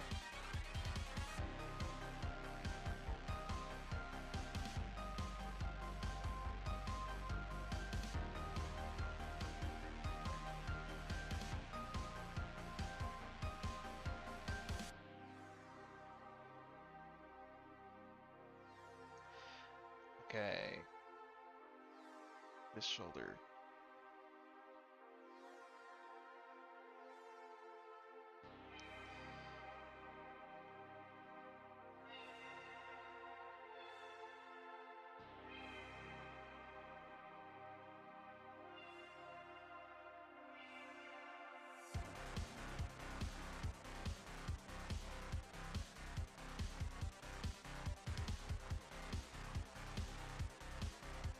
I'm not sure what's going on the inside here, but it's like some sort of very strange tab.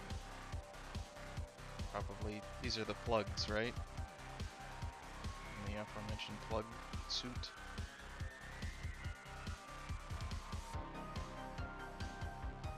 But the thing is, it's depicted in the show that they vent themselves.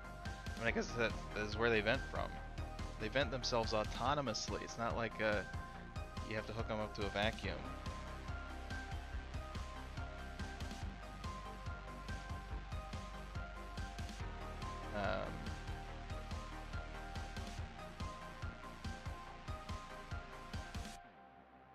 So I don't know what it. I mean, I guess you wear them to go into the entry plug. So that's why they're called plug suits, not because you have to plug in a vacuum like they're, a space bag or something. But there are these more of these ports down on the torso, the upper torso, below, like at the bottom of the rib cage, sort of.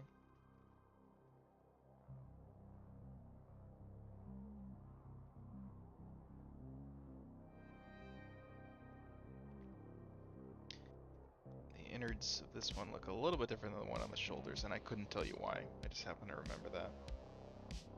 This one looks more like a pull tab, and these look like, minus signs or something.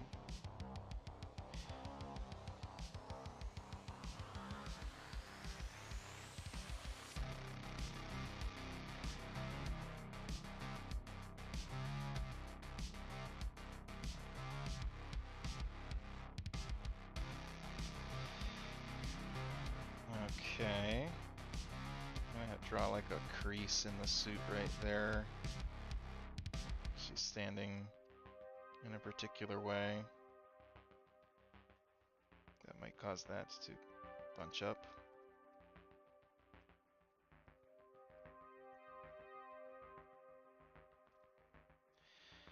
Also, you got a couple of seams in the suit, which start right here.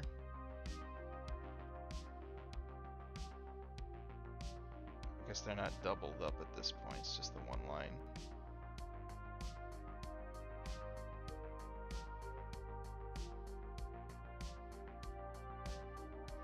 Once they meet in the middle, let's have it skip like this, because it's like continuing that crease. They join up.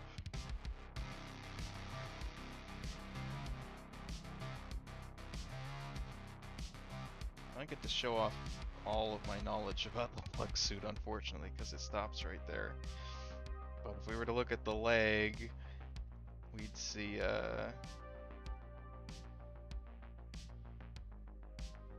from this angle you have like these two stripes almost that start all the way at the butt, and they wrap around the leg like this. And those are black and reflective and shiny. I suppose the whole thing is.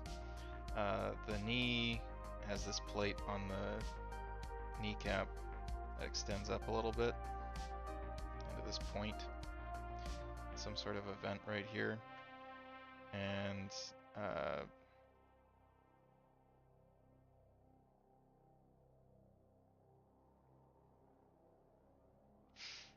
that, yeah, sort of covers that leg. The shoes, well, I guess it's all one suit, so it's not really shoes, but the feet of this suit, if I'm not mistaken, it's rimmed around the outside by, you know, dark, probably grippy textured soles. It has a triangle jutting into it right there. I don't know why. Maybe also something on the foot. I don't remember. I think there's also something on the back of the leg, which we can't see, but it's like just more topology. That's what that looks like.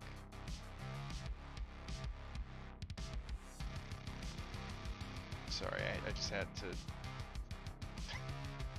make sure everybody knew that my knowledge of this suit doesn't start and end with what's on the screen. I think they were called plug suits because they're in a capsule called a plug. Yeah, that's, I mentioned that. You're correct. When you're done with this, can you show the goal of that Laura just came back? Oh, you missed that. Yeah, we talked about that earlier. We showed that on the stream and gave you some feedback.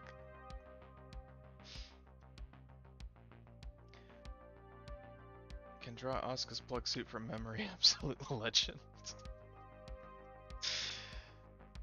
Yep. It's my greatest claim to fame. Next, I just need to learn Japanese.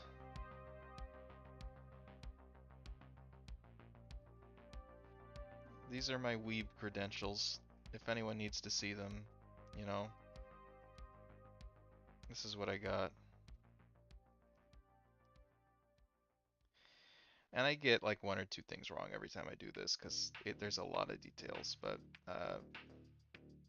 especially with this arm junk, there's a very weird, almost like a spiral pattern on the arm where it's like plating and then, you know, skin suit. And it's really hard to remember how that works. What I do know is that there's plating on the shoulder down to about the where the deltoid starts, and then it picks up again around the elbow, and then comes around to the wrist, where you have this hexagon. Hexa, or is it an octagon? I think it's an octagon.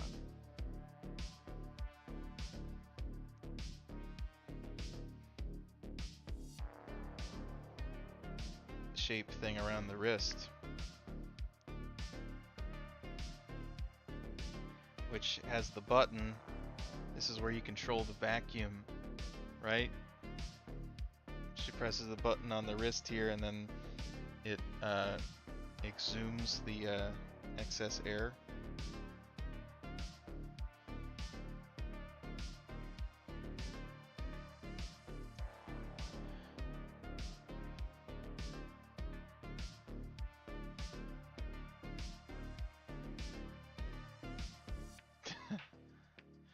Jamal, you really gotta announce when you're leaving. You already showed the goal at Etlar, one of the messages improved the page layout.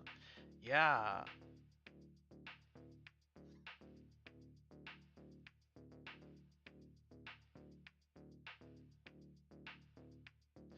I drew her once way back and the arm spiral thing gave me so much grief. Yeah, you no fucking kidding. Why didn't you show part 2 or 3? Because you did not give me any indication that there were multiple parts. Imagine having to animate Asuka. That must have been hard to be consistent. It must have been hard to be an animator as well, in addition to that. But yeah. When you're not animating, when you're just drawing still images, here's a secret. Nobody in the world, save for perhaps the original character designers, know how these arm spiral things work. So you can probably just make it up.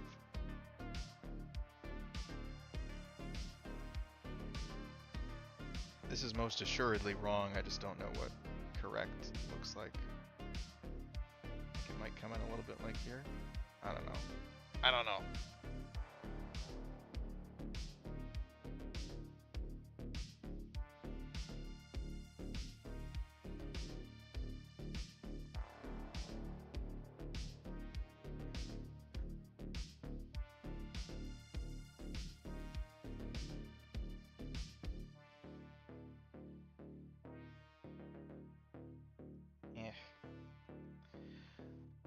Okay. The hand, for that, I don't know if I want to get too deep into a hand drawing, but we'll do something. We'll give it a try.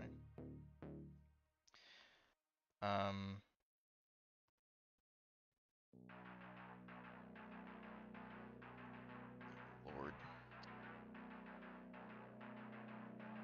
I don't think they, normally I think what they just, this is probably just an animation thing, a trick. Because I don't think anyone in the world actually stands with their hands on their hips like this. Because it's really awkward, physically speaking. This is how people are depicted in anime, putting their hands on their hips. And it's most assuredly going to be because drawing hands actually resting on hips like people normally do in real life is really hard.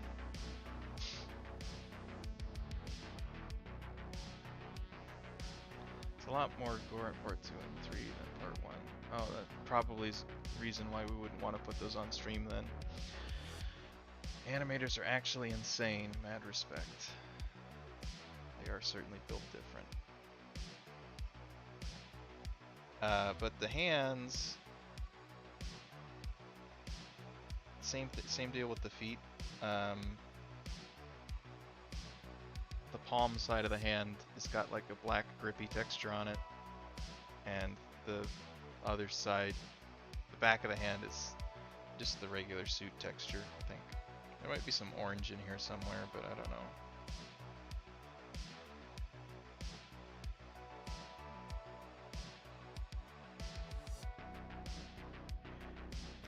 I think that's generally everything.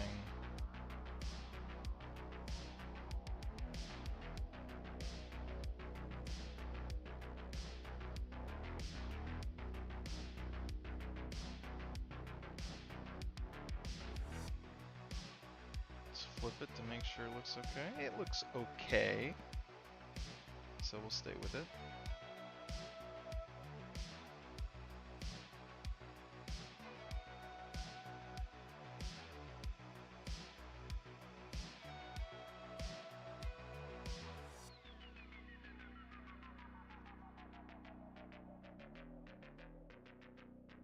This might actually be a decent exercise to like draw her with no reference and then go back and check my work.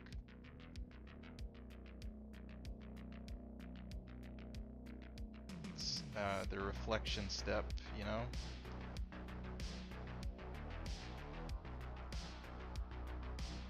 It's when the learning gets done.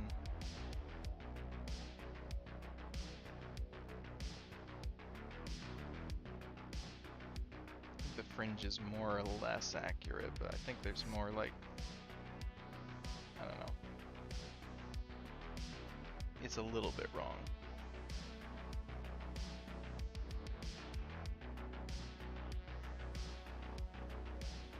Change of plans, part 3 and 4 just posted.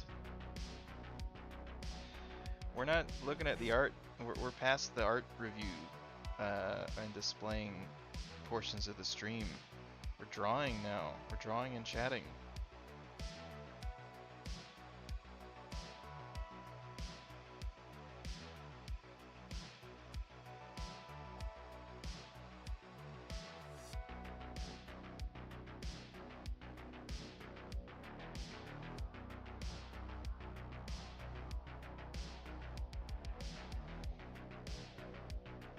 some part of me wants to be able to animate stuff at some point in the future. I suppose if I ever do want to make that a reality, I ought to start, you know, now. It's just a lot of time and effort.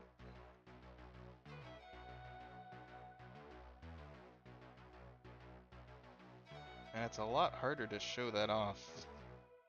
Kind of have to have a finished piece, you know? And when you first start on that sort of thing, it usually looks like garbage. Because drawing and animating are just two entirely different skill sets.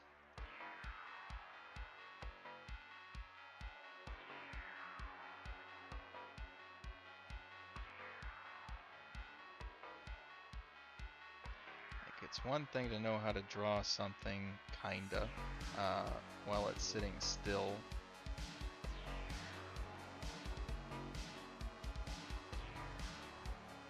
It's an entirely different thing. It's an entirely different language, learning how to draw things that are moving.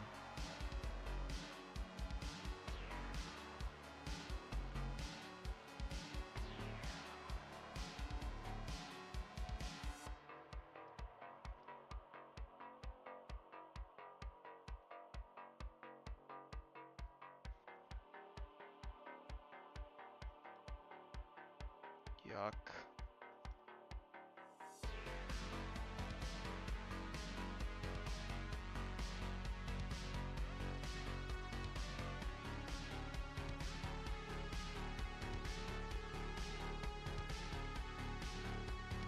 Good way to figure out some animation fundamentals is to make stick figure animations so you can focus on animation fundamentals instead of drawing aspect. That's correct.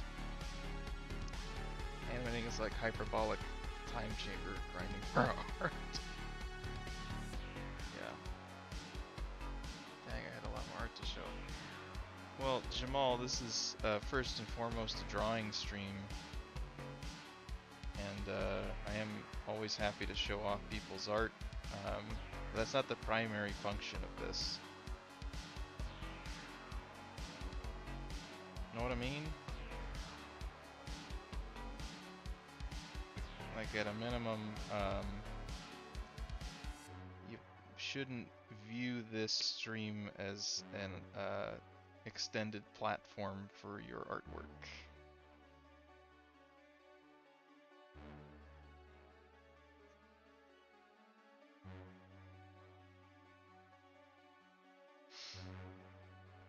Since you'll be drawing the same thing from many different angles.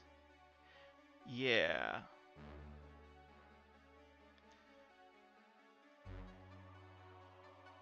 I've seen a couple of, like,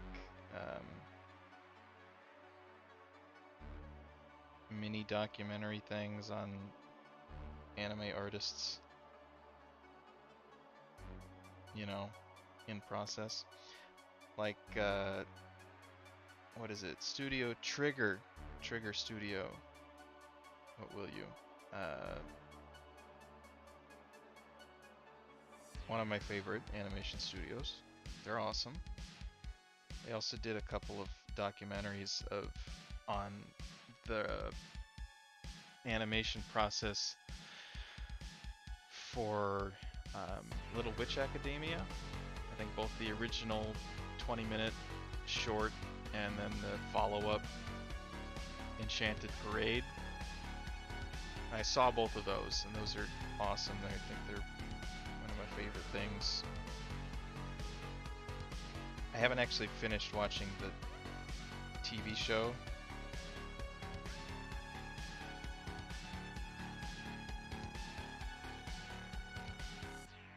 But what I did see of it was fun. It's just a different feel, you know, because the original Little Witch Academia was, we're gonna fit almost the entirety of Harry Potter in about 20 minutes. Best trigger anime is Inferno Cop, 10 out of 10. Listen.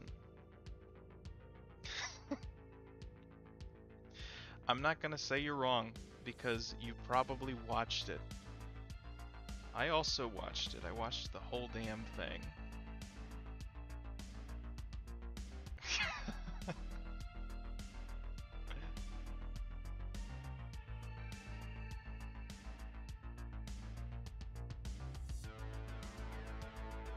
And it's something. Damn, it's something.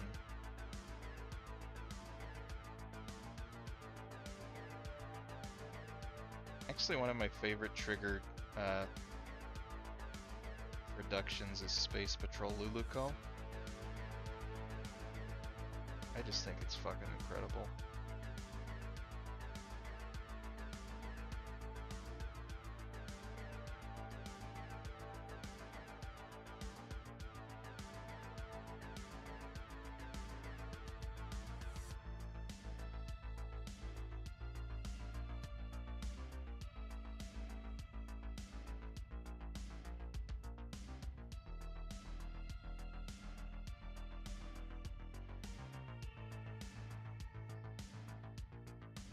I thought the showing art was after the drawing. Well, we did it before this time. Because things change sometimes. So I know the manga artist Junji Ito. I think I've seen that name before in correlation with some creepy art. Not sure specifically what he does.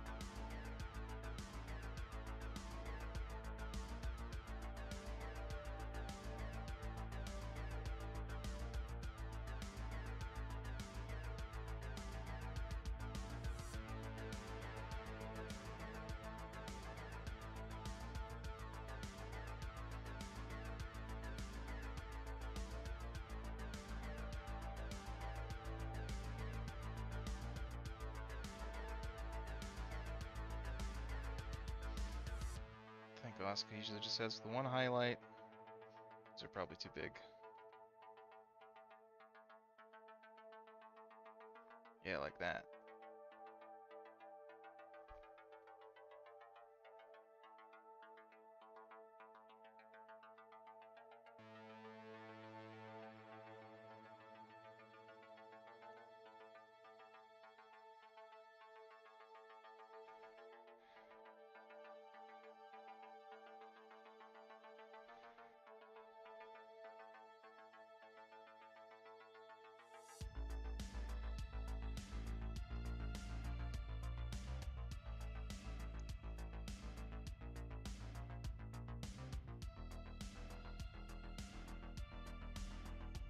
Trigger in general just makes some really cool stuff.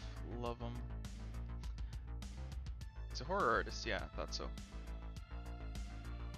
Even people who don't do horror know him. Really surreal and creepy.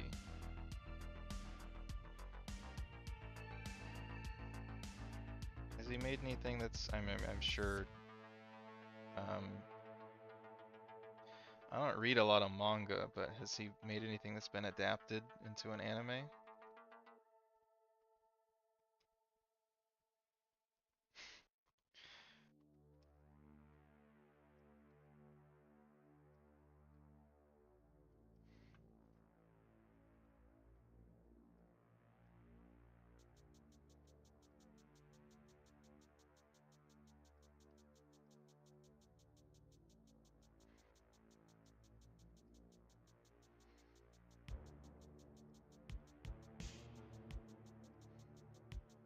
I'm just working on cleaning up the sketch work because I am totally going to use it as my line art. So I don't got time to align this. The original plan was maybe to do a fully fledged Asuka drawing, but that'd take hours. This will take hours, but it'll take more hours to do more stuff. That makes sense, right? That was plain English.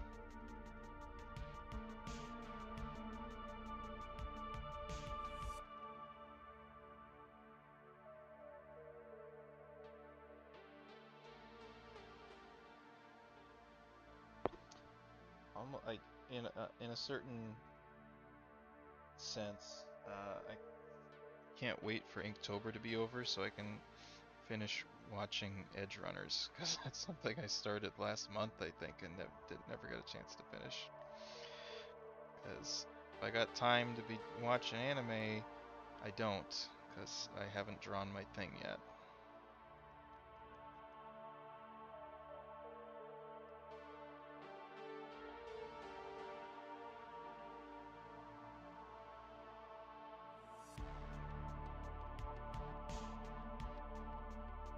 Anime is trash. I tried adapting some of his stuff in seasonal anime, it wasn't as good.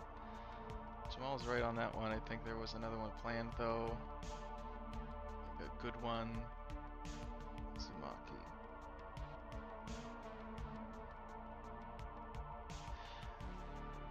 Uzumaki. Is there anything I would have heard of? I don't know what Uzumaki is.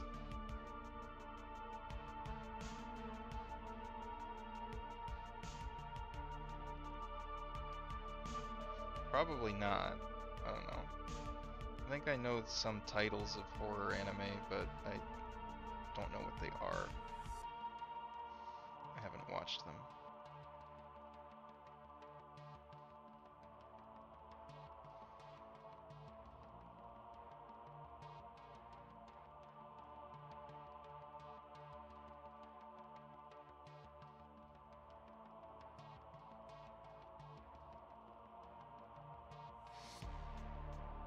It's any indication of what my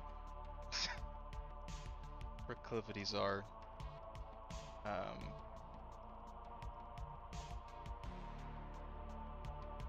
do not generally partake in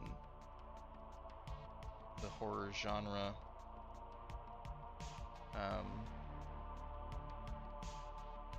In any medium, really. But of the manga I have read, I read, what was it called? It was a Madoka Magica tie-in. It was Puella Magi Oriko, I think. Magica? Not sure.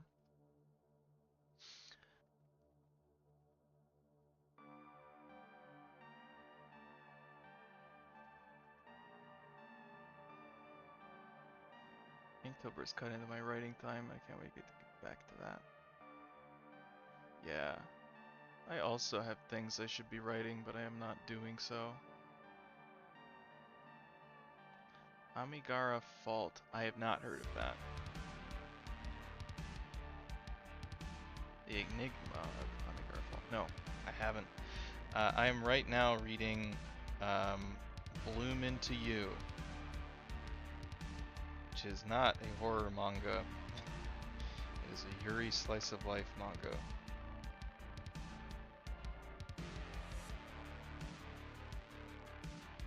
And it's pretty damn good. I think it also got an anime adaptation, which I didn't see.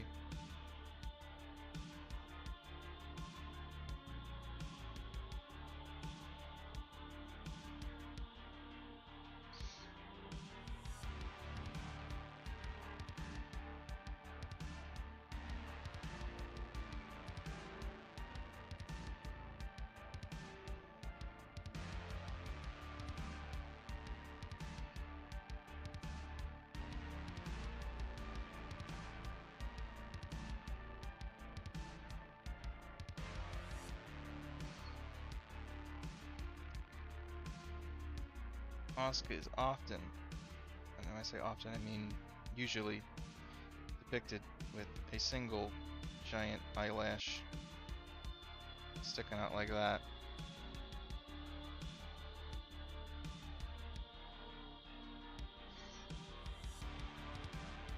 Not sure if that's animator shorthand for she has eyelashes and they're big.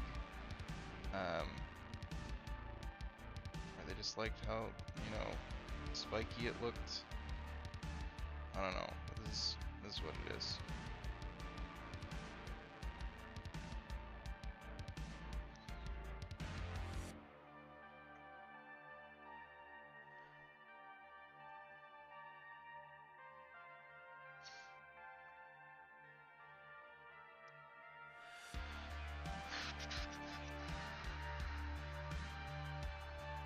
Am I planning on writing a story or something? I am quite a few chapters into a Madoka Magica fanfic.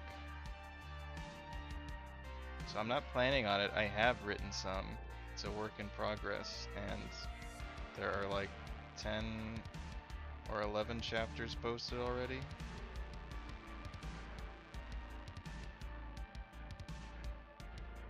And it's a comedy, is what it is,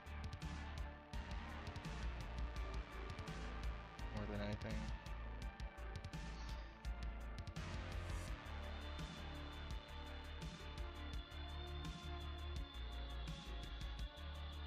Absolute polar opposite genres. Yeah. Plan to watch that. Yeah, I might watch it after I read it. As you already know, I'm into Yuri. Yeah, best genre. Amigara Fall is very good, only around 20 pages, highly recommend.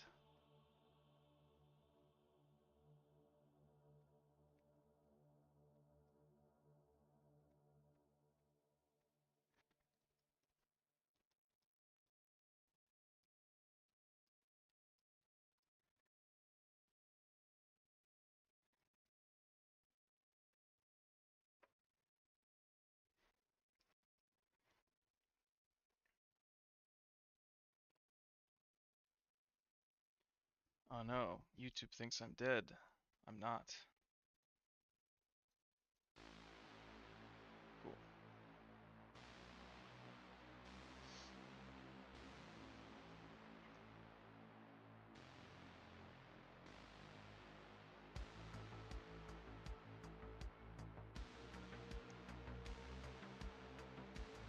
Do we have any Madoka Magica enjoyers here?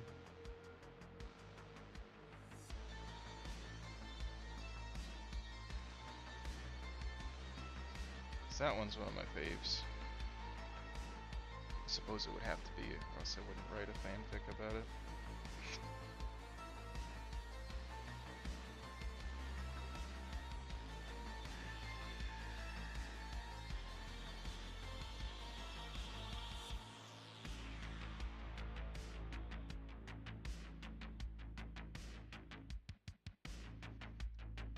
I feel like I don't like where this eye is positioned, so let's try and fix that.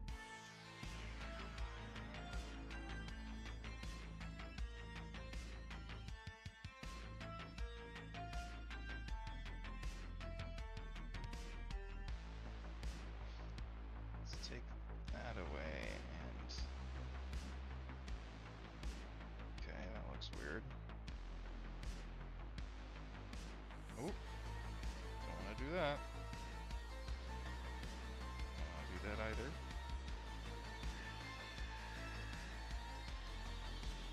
Jesus.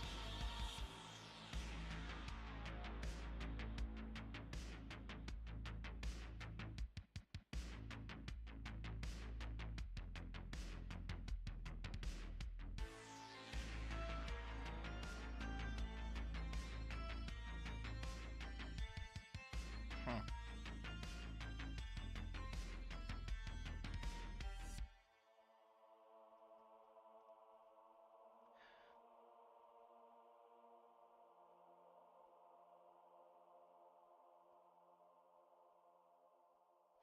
Big Madoka fan. I haven't seen the newer series though. As in the uh yeah, the spin-off Magia Record. I have not seen it. I haven't seen that either. I haven't heard anything bad about it though, so I don't know.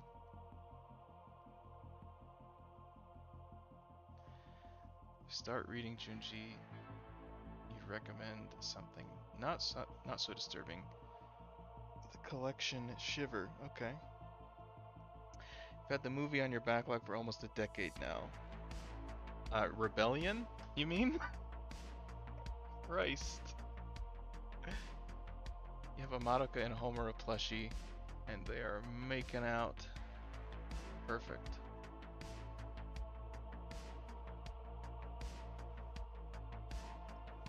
Uh, well, I guess I can talk about the premise of the thing I wrote, without spoiling the movie, because it happens before the movie.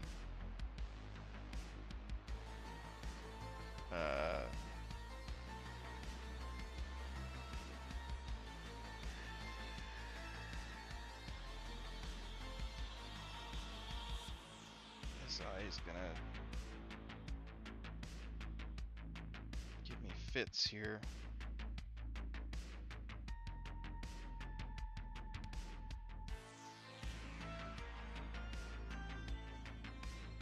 I'll probably just redraw this portion. I don't know what's wrong with it. Deselect. There we go.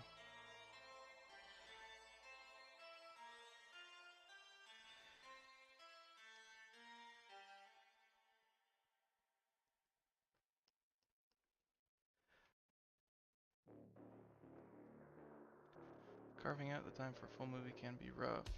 Hey, it can, you're right. I don't watch movies. I'm not good at doing that.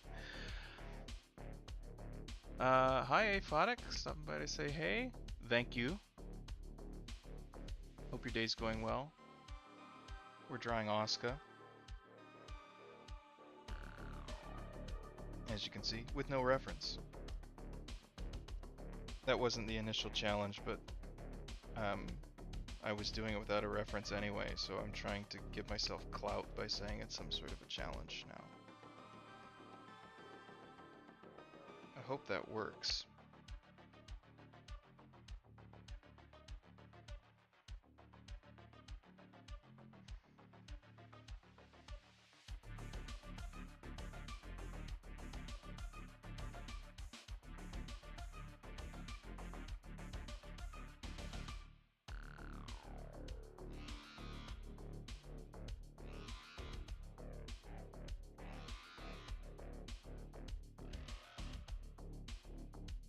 God, why is this so... It's a struggle, everyone. It will never not be a struggle.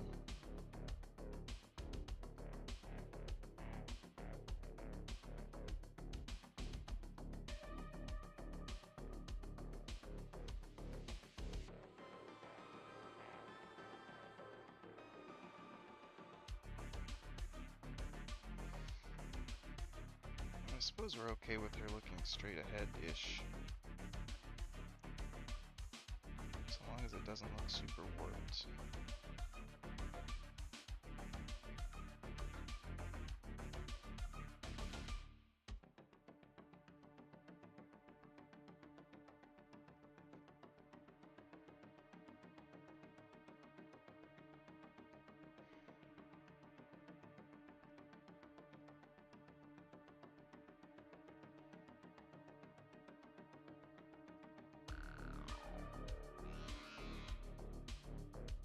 Feel as though I've made this drawing actively worse. It's okay. It'll get fixed.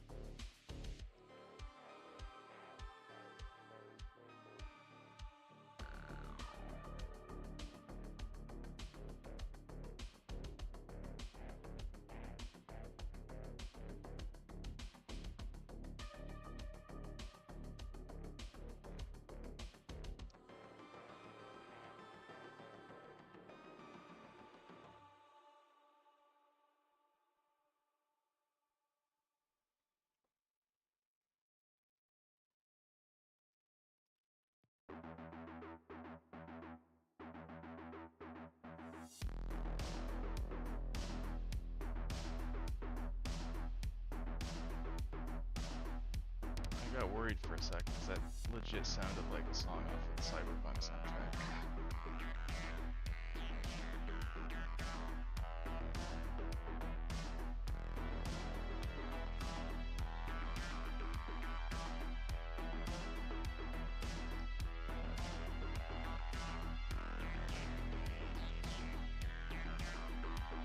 Man, this is so dumb.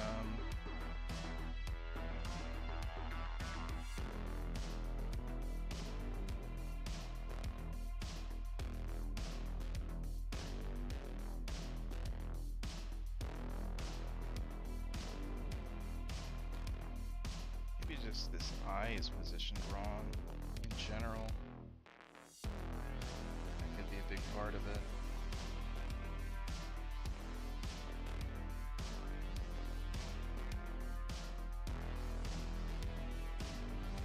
I'm trying to look at the thumbnail version.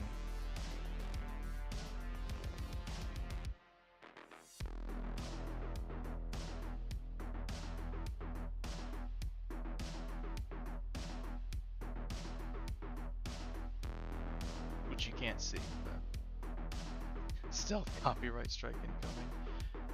Yeah, hopefully not. Am I still live? Yep.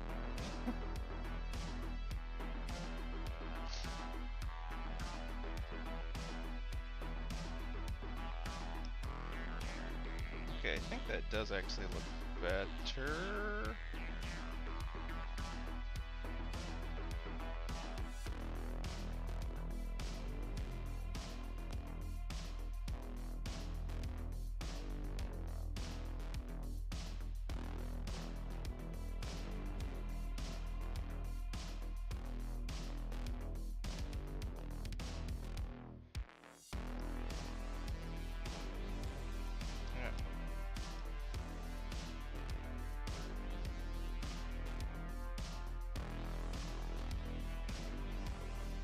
Let's try our best not to dwell on it too much.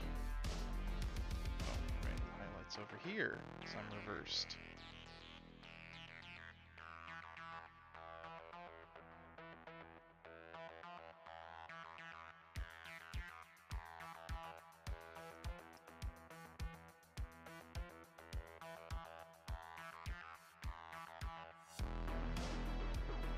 Okay, I think we salvaged that. Not sure if we improved it, but at the very least we didn't make it worse.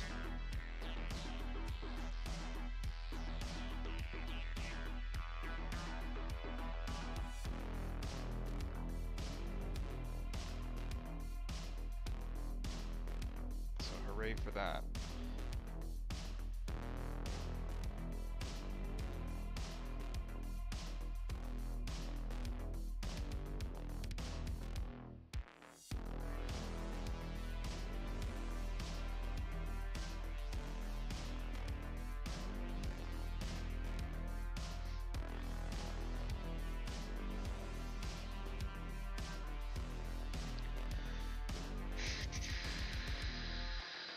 Okay. If I'd done this a little bit faster, I might have said, yeah, let's color it now. But I don't think I got time for that. So what I'm going to do is I'm just going to shade it. Just sort of in keeping with the Inktober spirit, you know?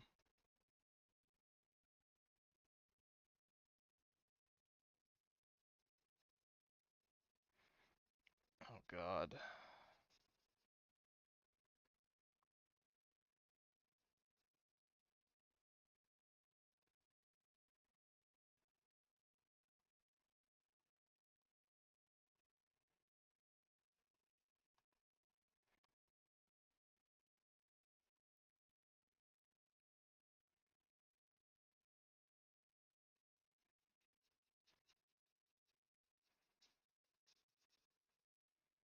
YouTube thinks I'm asleep again. Terrible. Or no, just the end of that song is just silence for a while. Interesting.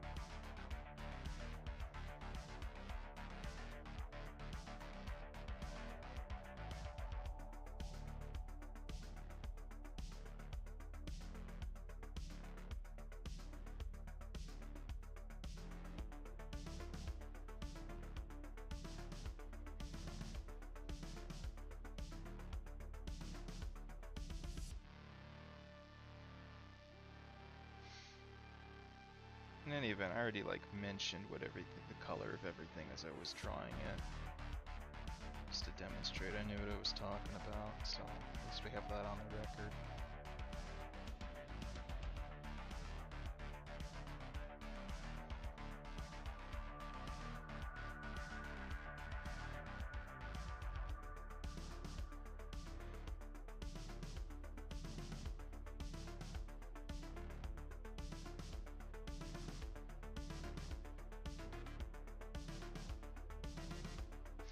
I did a lot of these style digital drawings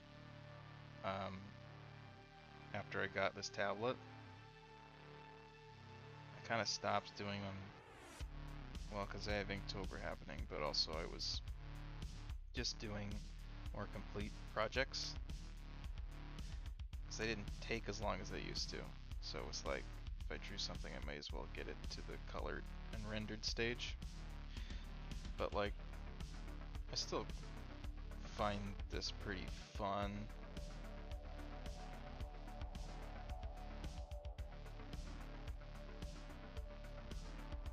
Because you can sort of make it look like a pencil sketch, but it was done digitally. And for a while, and it's possibly still the case, my best work came from just pencil sketches.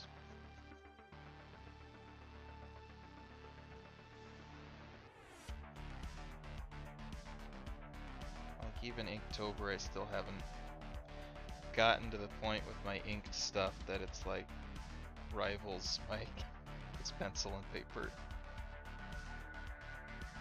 And that has a lot to do with the ambiguity of pencil and paper, because you can make it look pretty muddy, and that actually doesn't count against you, it makes it look better. And it, you know, once you put down a line with pencil, you get to erase it if you don't like it. Whereas you can't do that with ink.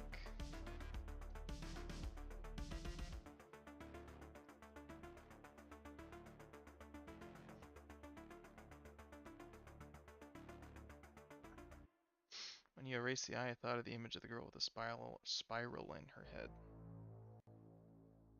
I don't know what that is.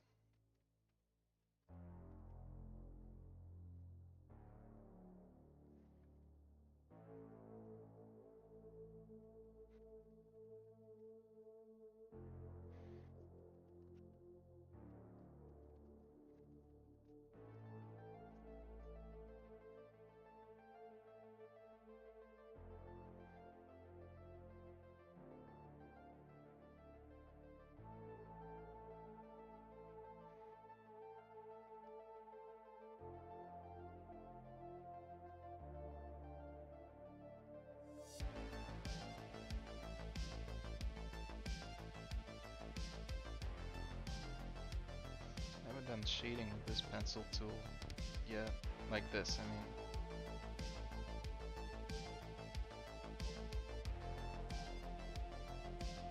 It's interesting, it's weird. Maybe I should just make it smaller.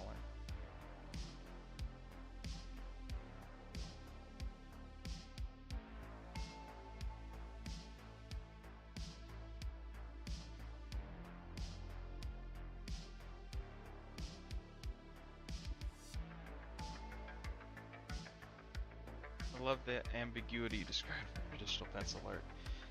Yeah, because like, if you look at it a certain way, you could be like,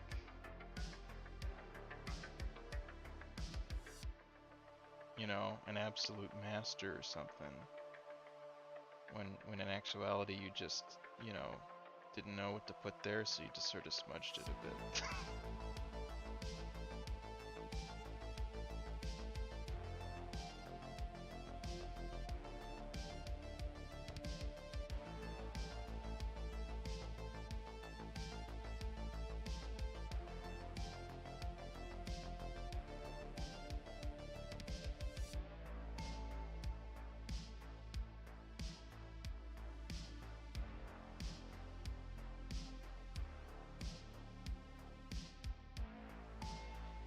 can't really get away with that in digital art. Because none of the tools I've used so far at least really give that feel of, you know, it's a digital versus analog problem, right? Analog, you get down to a certain resolution, it's just, you know, the details lost. Whereas with digital, it's like, it's all there. You get to see all the mistakes.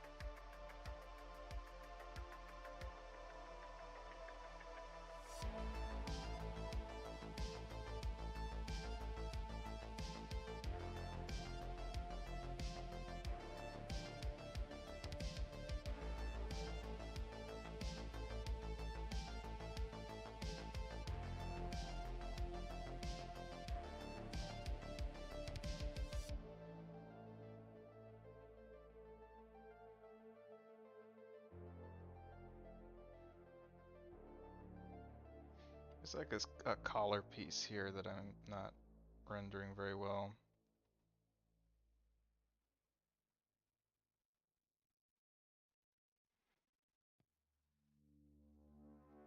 I think it sticks down a little bit. Not sure how it works exactly. So that'll be something that shows up in the review.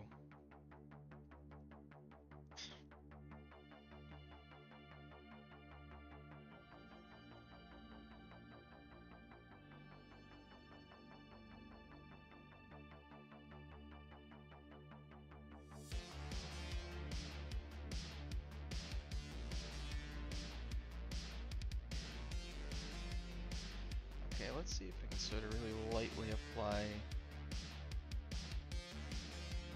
Yeah.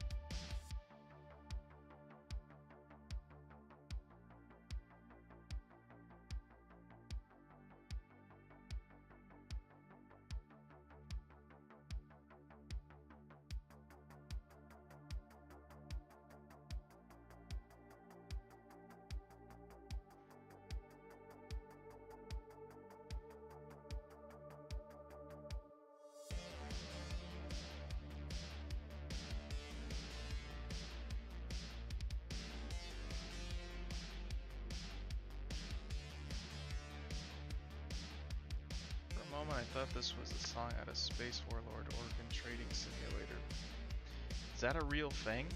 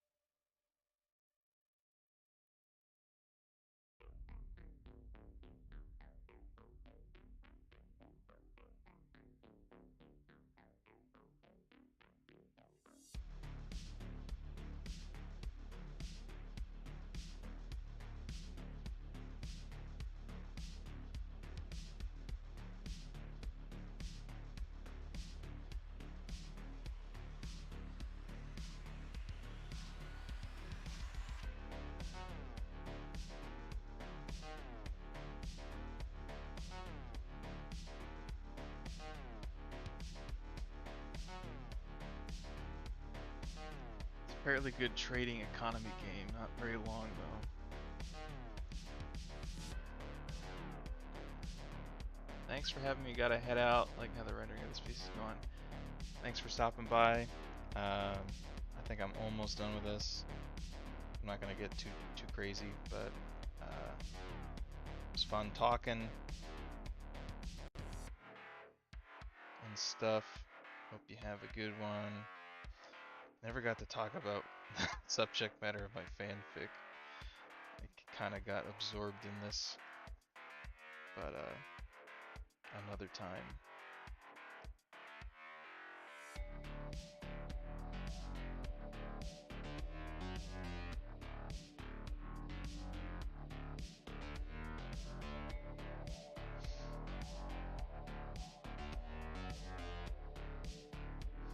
If you're somebody who reads Madoka Magic fanfic, it's possible you've read it, but not likely.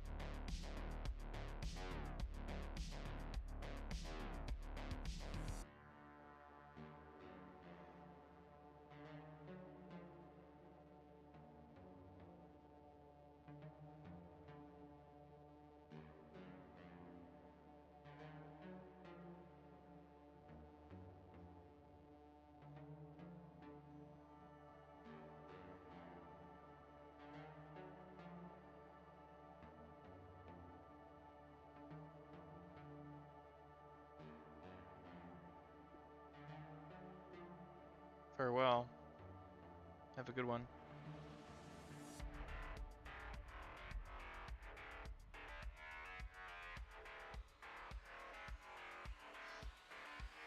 Okay, one thing I was gonna do here is carve out spots that I want to be highlights.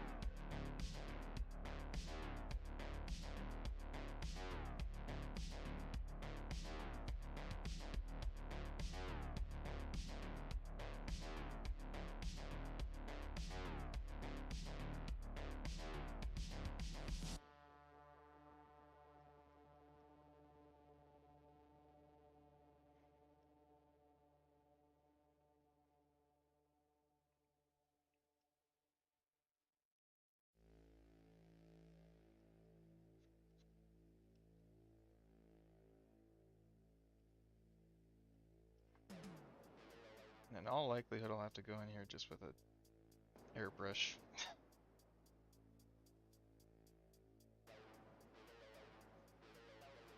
You can touch up like the bottom here, make it look like there's some backlight.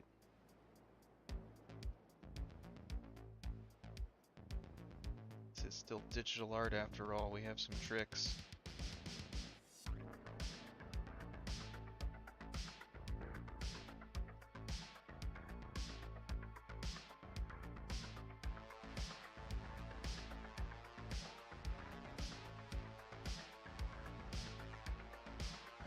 Ends up looking way better than I thought it would.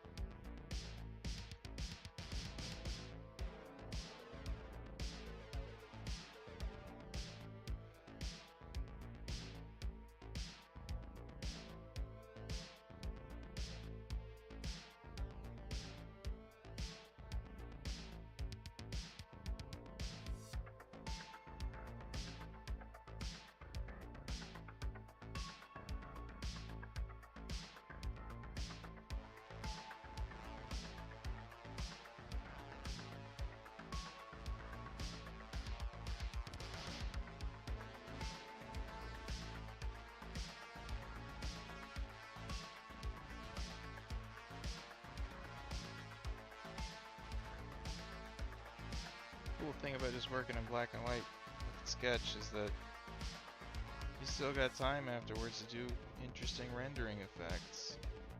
Except you don't have to deal with the colors.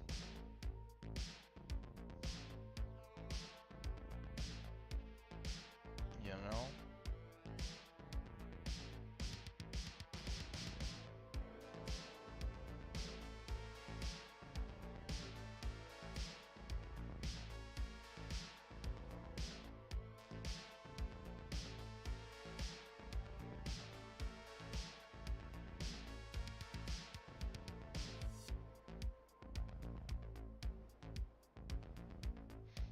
Asuka doesn't blush. What are we talking about?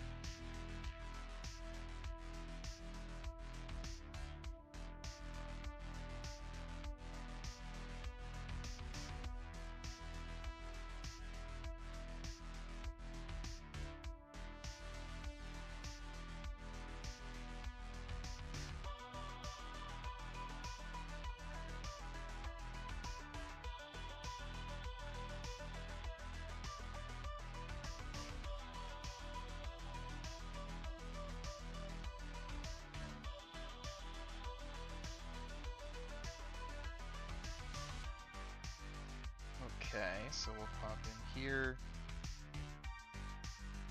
Just grab pure white.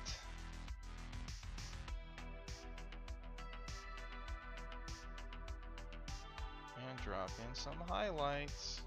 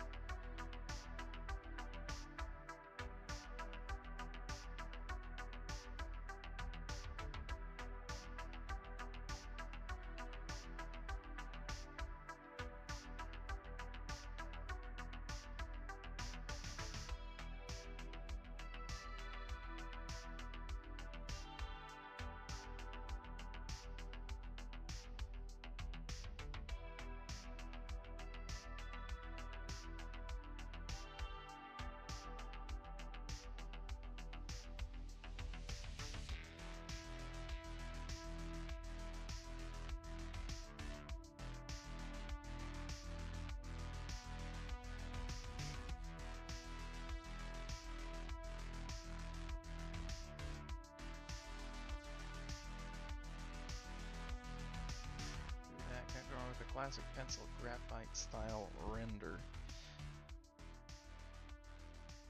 Yeah, it's pretty neat.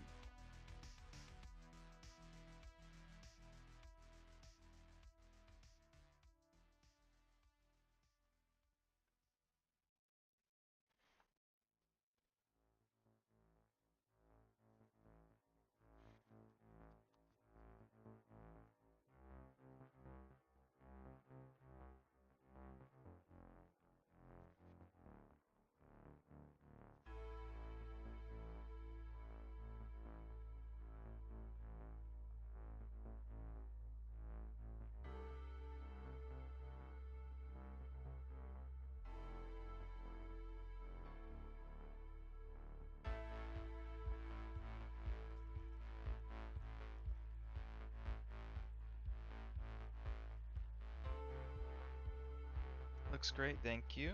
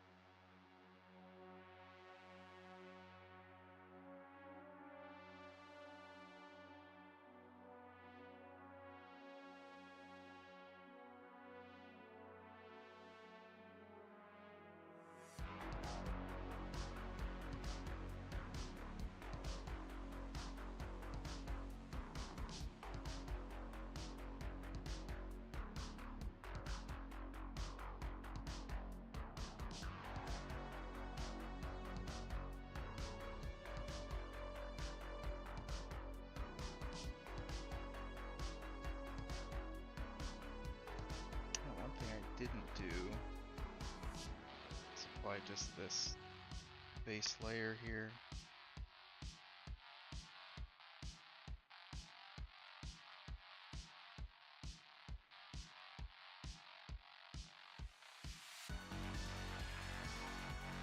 Currently don't like how this looks, so I can do better there.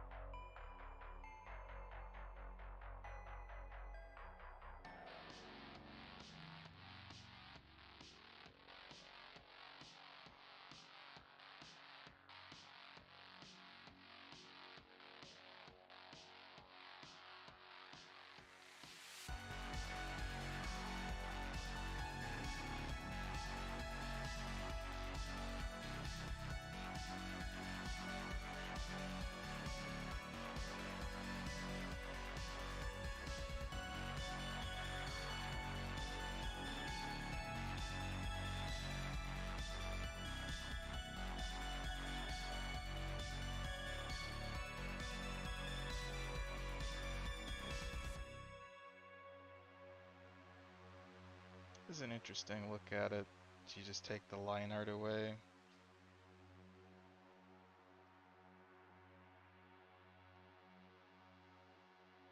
And you're like sort of halfway there to just going with the painting style sometimes. But I guess it's sort of helpful to see like how well are we rendering this, you know? Like, does this shape make sense if I take the lines away? And I think it does.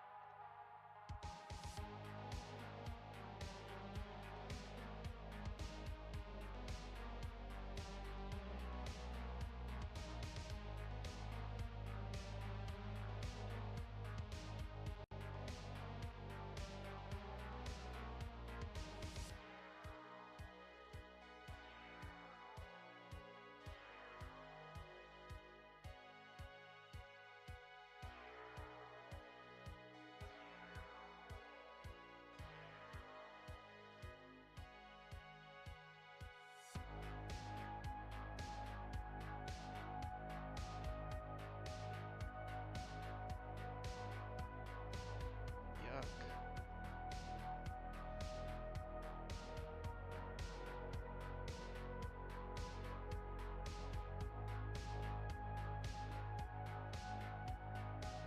Yeah, that doesn't look good.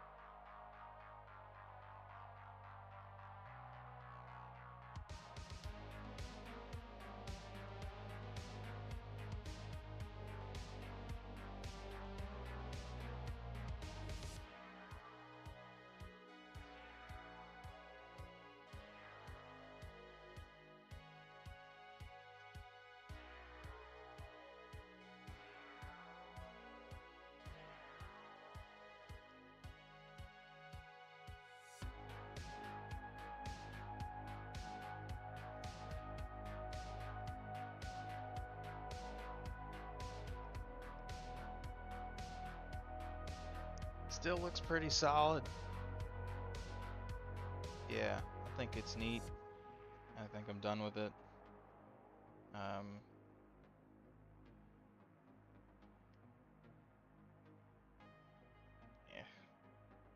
So now we get to look at a reference.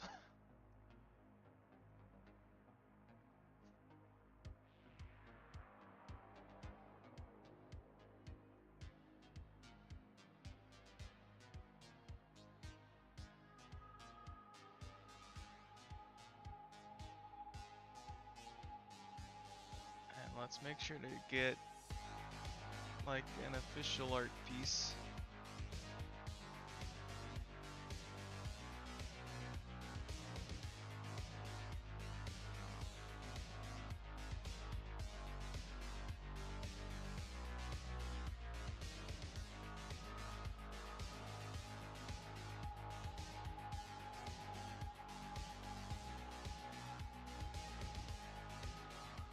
There's plenty of like reference images from the rebuild, but it's like it's not the same art style really. So it's not what I tend to use as a reference. Alright, this one's okay. I think the colors are a little extreme here and not exactly show accurate, but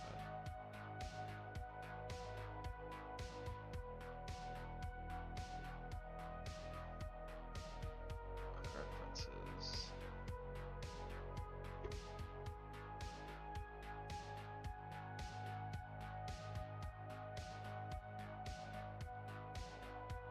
This is actually maybe a pretty good ref. I could just get that without the text.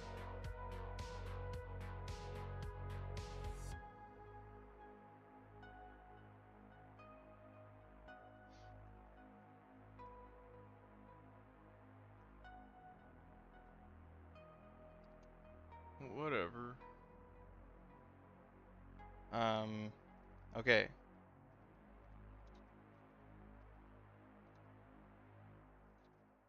Let's look at, yeah, let's look at this one. This is the most front on sort of thing. And I'll have it like up on the,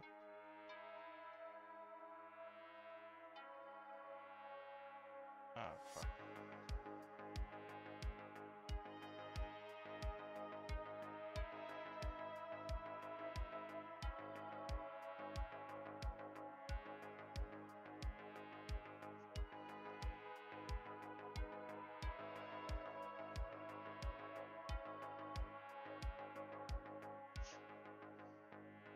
Yeah.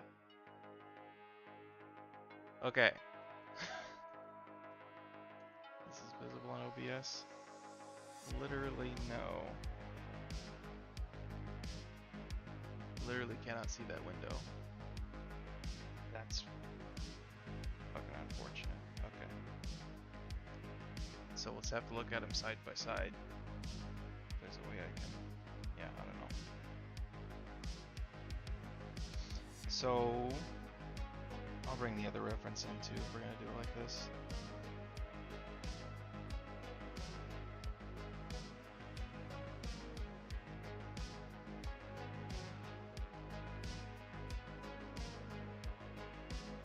So this is like art book Asuka, not like show, like animated Asuka. And I think the same with the other reference. So maybe let's see if I can't find like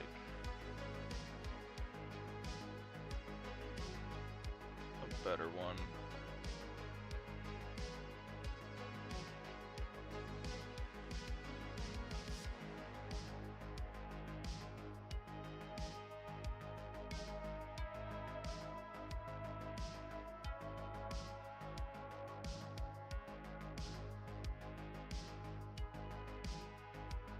I think this is in show.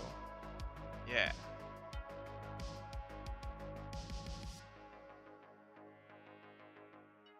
So that'll be interesting to compare. So this is like an actual screenshot.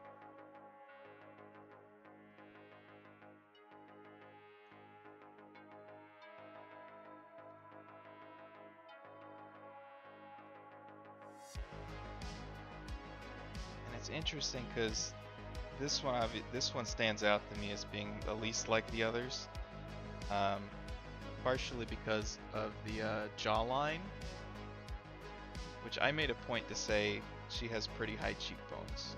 This one they're a bit lower, and that I think that's a more masculine jawline. She sort of looks like Kaji in this picture, which she's not. And then I also mentioned the eye shape. It's actually a bit rounded out in this one. Where's my pen? It's too big.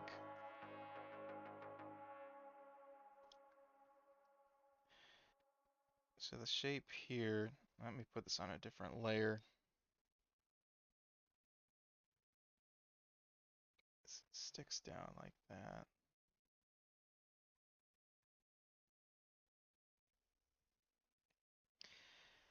Is not quite like the just staple-ish approximation I was going with.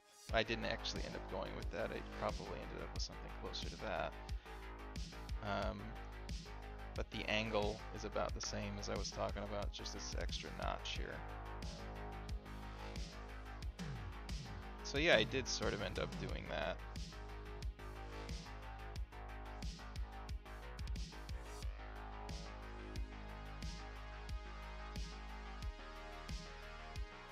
This one's a bit just sort of a gradual curve. This one's got the 2 notches on it though. So inconsistent eye shapes. Let's put this into a folder.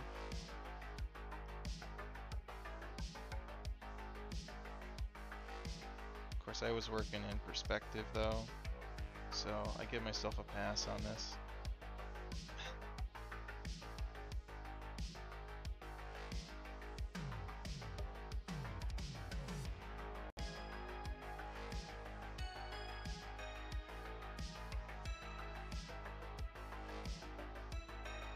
That is weird. Yeah, so this is like an official image. It just doesn't really look like typical show Asuka.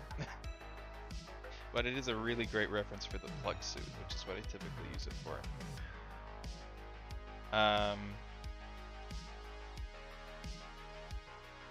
So yeah, let's just look at a few of these items here. The neck I did a little bit wrong. There's a neck piece here that I didn't get in there. I sort of nodded to it, but like didn't really do it. Oh, whoops. Let's get that back in there. So the neck piece I have here, I have the collar, I just don't have like the piece that goes in front of it, right? I don't have this thing.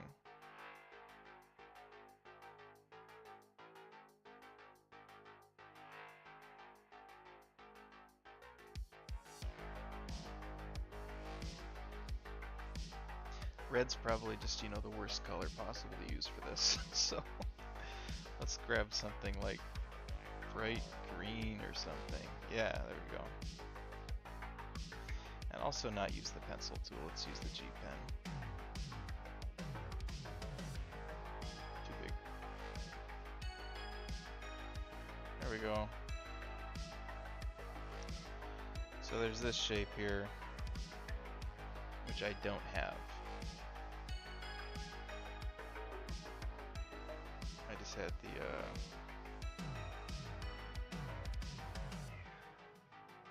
top of the collar and then didn't do anything. I did sort of try to do it down here because I didn't remember what it looked like, but not quite the same thing. I think you can pull that window out so it's free floating. Yeah, you can. It just literally wasn't showing up on OBS because OBS is just doing a capture of this window. So when I pull it out as a separate window, you can't see it. I can, but you can't.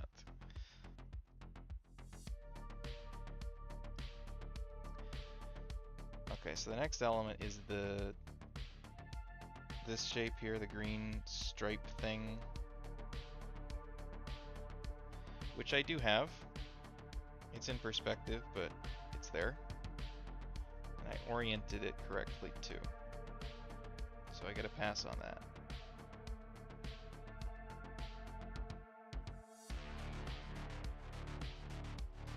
There's some weird feet like reflections going on here that I don't even want to begin to try and do, so I'm not even going to approach that. There's these like, I still don't know what to call them. They remind me sort of suspenders, but they bridge the gap between the neck piece and the shoulders. And from this angle, they're just like coming out like straps. I wonder if we can get a, yeah, this one there's a better angle of it. So it, new layer, okay. Swooshes in like this, which is sort of what I tried to do, except I have a little bit more action sticking out here. So I have probably a misconception about this shape, and I should correct that. It swooshes in underneath the armpit there. Wasn't aware of that. Here, this is probably where I'm getting that from, though. So there's a bit of a corner there. And this is the actual show screen grab.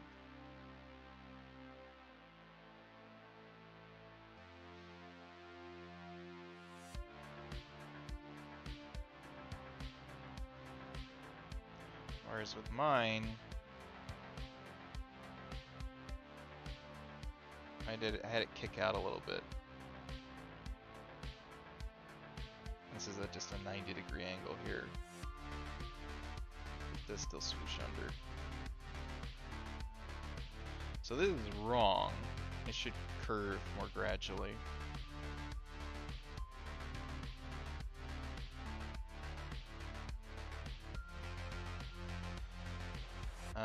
Okay, then here we have the breastplate, if you will. It's literally what it is, actually.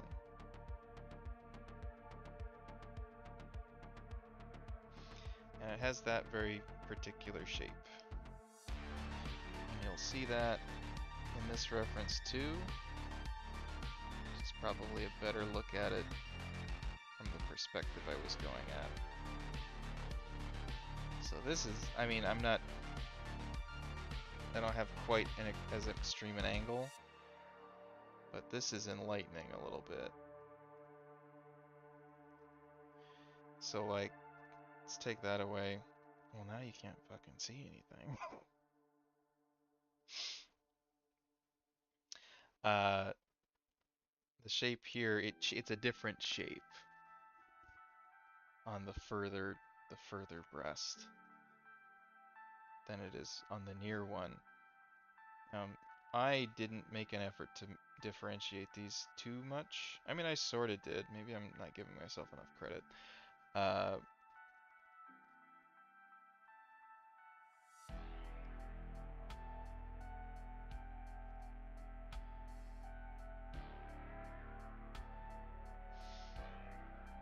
So, I mean, there are two different shapes, but I don't think they're, quite as extreme a difference as this reference.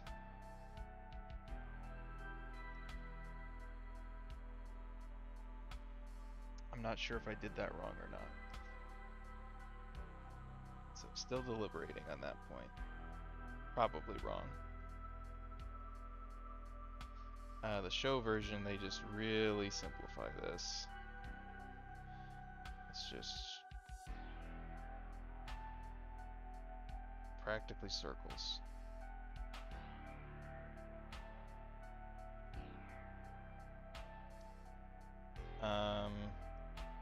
Let's see.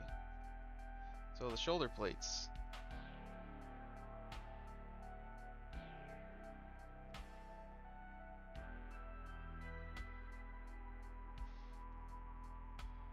So as you can see with mine, I do have it correctly joining up with that like collar piece. I have the part in the back sticking up. You can't see that from this angle, but from like this one you can see. You have the dorsal vent. I don't know, the one in the back. But you got this shape here. There's also something right here that I totally did not have.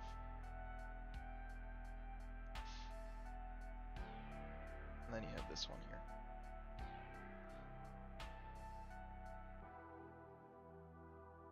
Show version. Got that same pattern going on. But it's been simplified to the point where it's like basically flush with the arm here. It's not much. I suppose that's kind of the case with these. But you can see it sticking up a little bit. And I tend to exaggerate that a bit. So when you look at mine, I jut back in like it's an armor plate. But it's probably not, actually.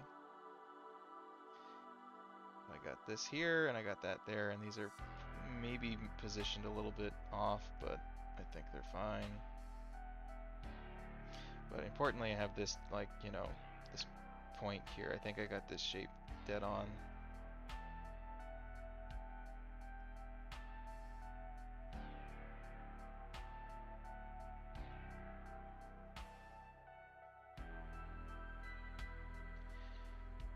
We have the ports down here. And immediately I want to say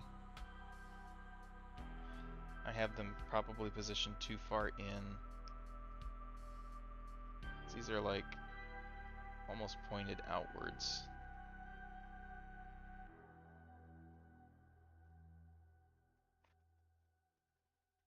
This one actually looks a little bit more in line with what I did, but the perspective is all wonk, so I don't know. These I feel like should be further out. And I could tell right here I was running into this line, which meant I probably didn't have it right. This probably should have been further that way.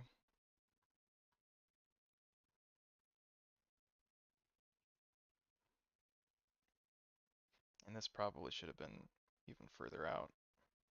That was actually my first attempt, but I thought, oh, that's way too far out. So I brought it in, and I think I was wrong.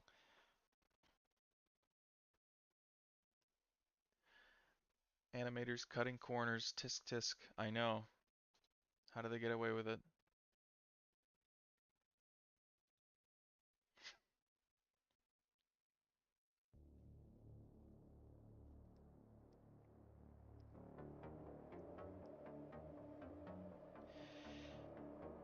Okay, what's the next feature? This line here probably slopes a little bit more gradually than I did. I did the same sort of bump out on this seam as is present here. So I have the bump out on this side. I did a bit more of a hard angle on the seam, and I had the bump out here.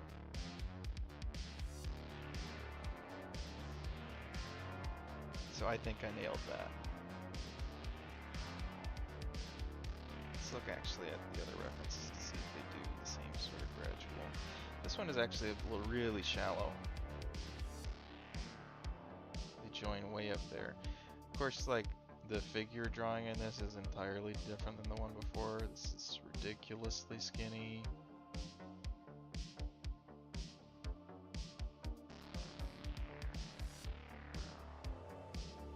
Here it's actually a bit more of a hard angle, I think. It still kicks out like that.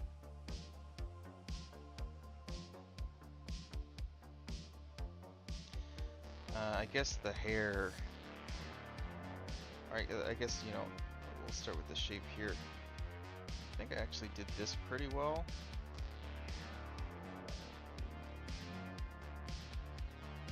But again, it really depends on the angle you're looking at it.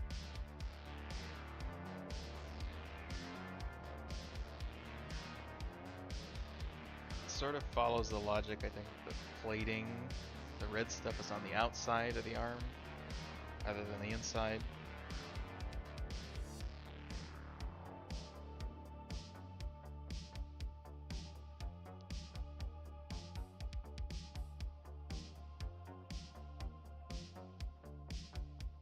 So I maybe should be seeing something over here, but I don't know.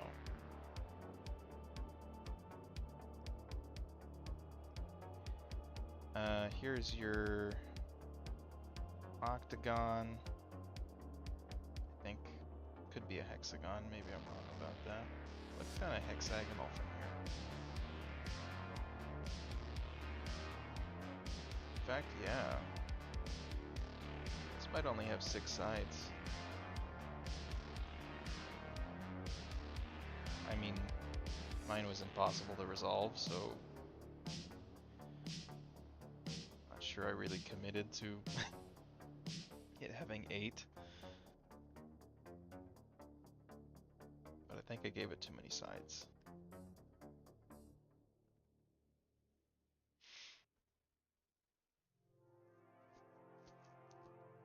If I'm correct, those are on both hands. They are on both hands. Couldn't see the other hand for me, but I would have put it on the other hand. We don't see them here. We got the positioning of the 0, 2. Yeah, I think that's dead on, and also it is the diagonal swoosh on the 0.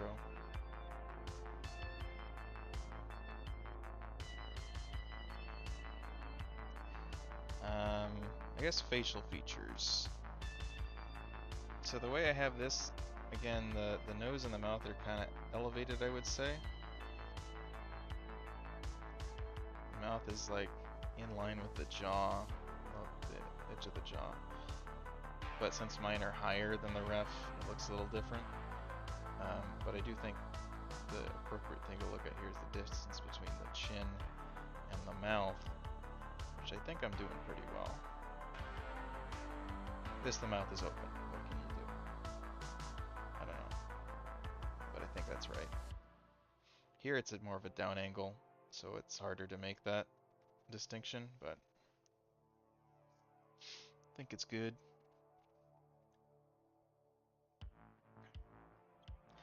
Eyebrows are angular and pointy and long. Even when she's got sort of a happy expression, they're quite long looking.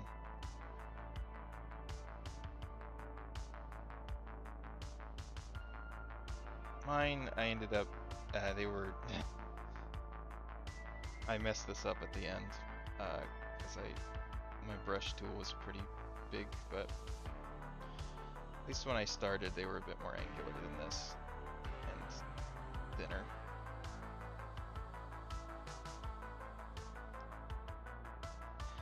The hair,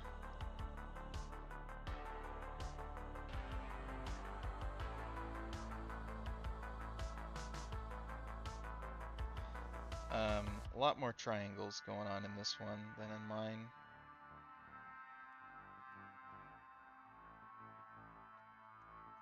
But I think I have the general structure correct.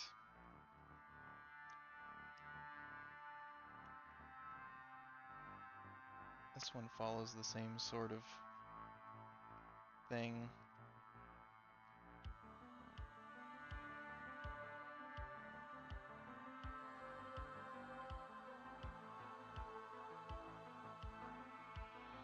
Yeah, this is the one I want to look at.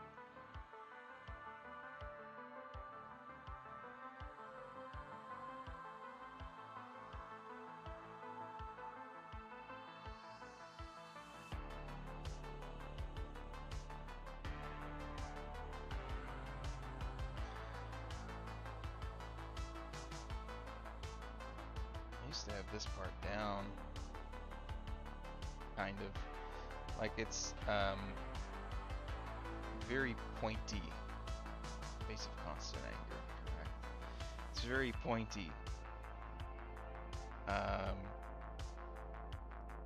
Aggressive kind of hair shifting directions. I have far fewer strands, obviously. I also think I erased the tip of that accidentally.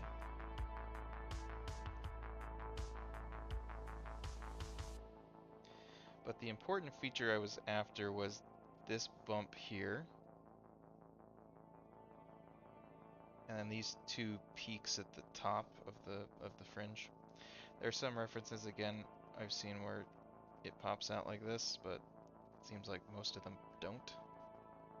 That's a feature I've always had.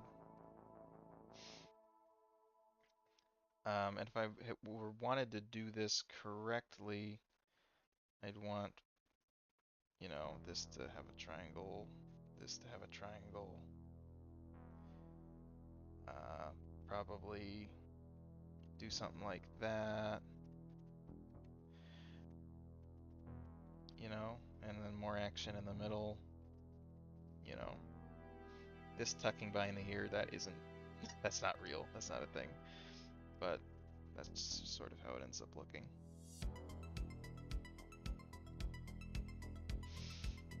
So then back here, we don't really see the top in my view, so I can't really be graded on not including these lines, but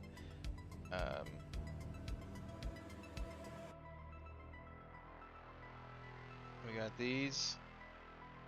Seems like they point out at a shallower angle. So when I do them, they tend to be a bit pointy, sticking out like ears.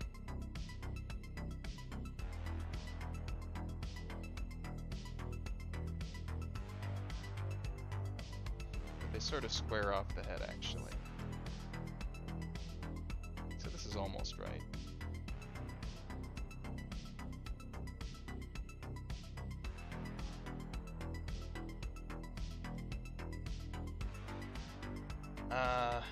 Back of the hair, I have the shape right.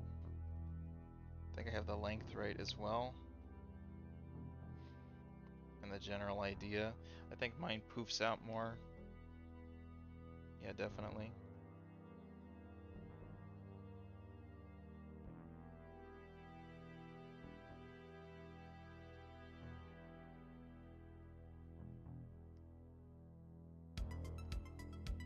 This reference, she's got much shorter hair for some reason.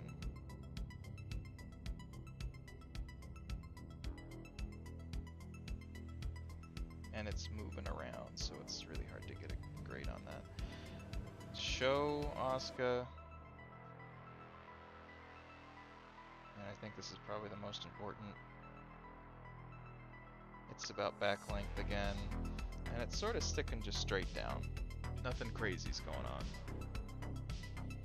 And as I mentioned, these twin tails, it's like all you see, this little corner here.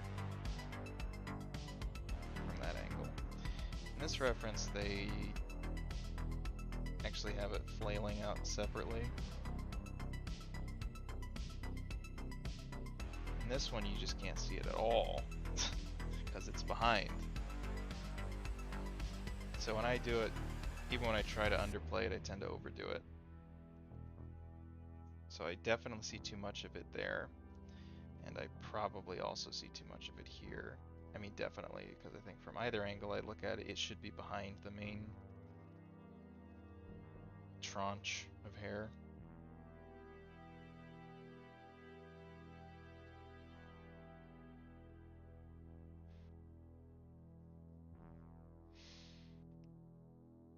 As far as proportions go, which is probably a good thing to check, and maybe this isn't the best reference to use for that, but oh well. She's a little bit more than 2 heads for the torso.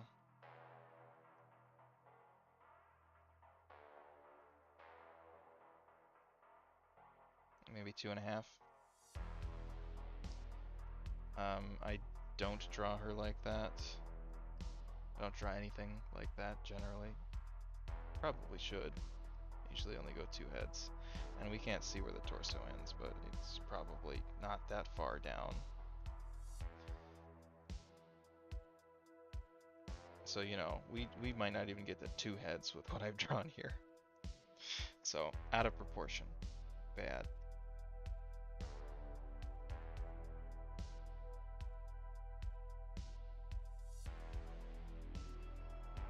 It might also be 2.5 there. This one's gonna be impossible to tell. You know.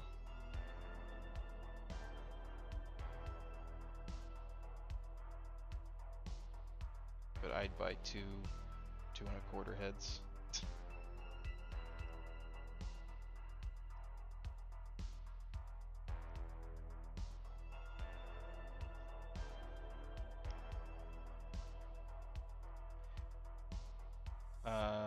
Yeah, so I think we did decent. I think we did okay.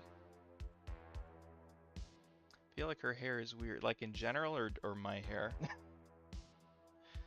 Never figured out the length difference between the twin tails and the larger part of her hair in the back. Yeah, and I think it varies depending on what reference you look at. As we just saw, they vary between official art quite a bit. But I think in general, mid-back is canonical, or maybe a little bit below.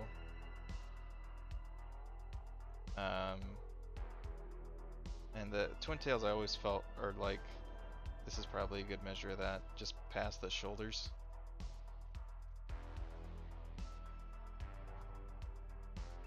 But they really blend in. It's like they're not really separate.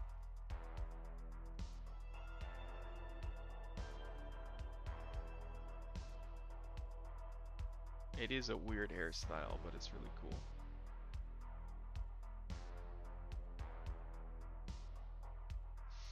Imagine they just never did a back view on the character sheet.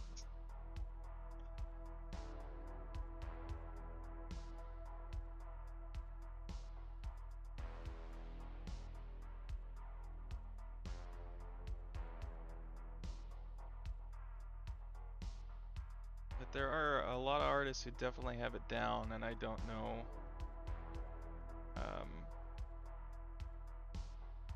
what specifically they've done to figure that out. It seems like the way to do it is oh god, come on.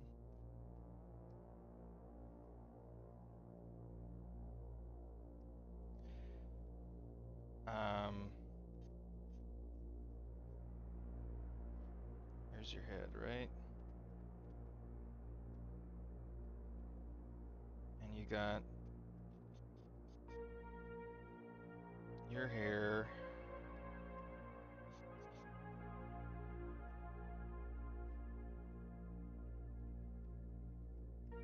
In the front. More or less. Yikes.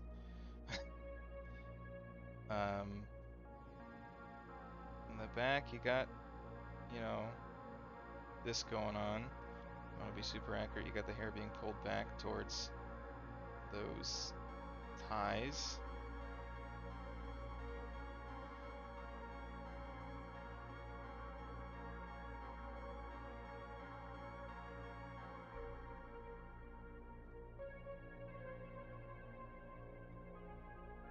Yuck, yuck.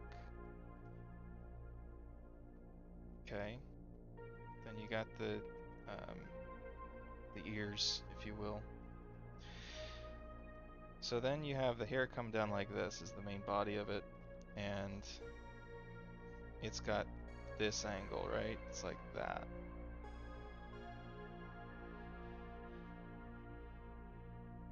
And then the twin tails go like that. And that's pretty much it. At least from the front. Like, I mean, you also have, like, you know, that aspect. The hair sticking out at the top, maybe. Maybe you do. I wouldn't even do this, actually. From this angle.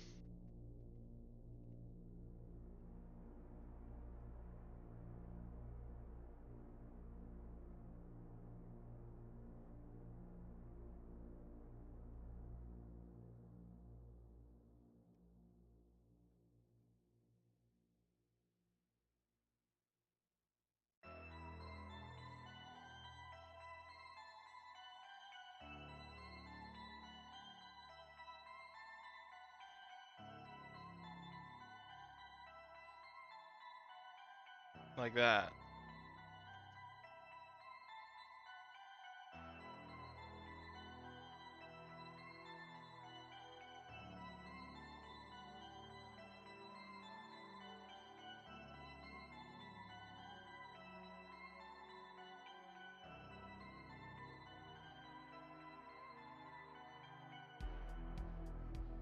So what I need to work on is the hair needs to swoosh less. Less swooshing in the back.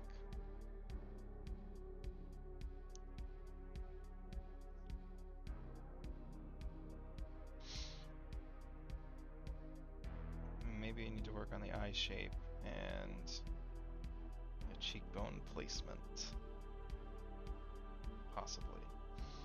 Needs to work on the fringe. Have more things sticking out.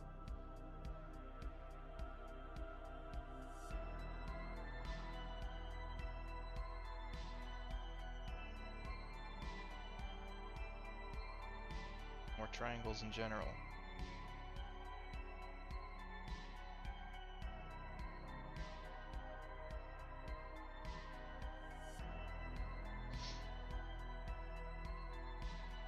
If I I were to do it again, I'd probably follow this line or something.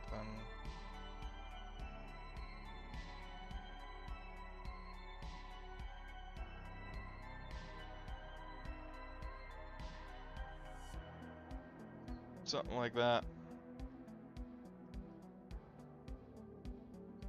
Change the proportions, probably make the head smaller. Or the rest of the body bigger, you know.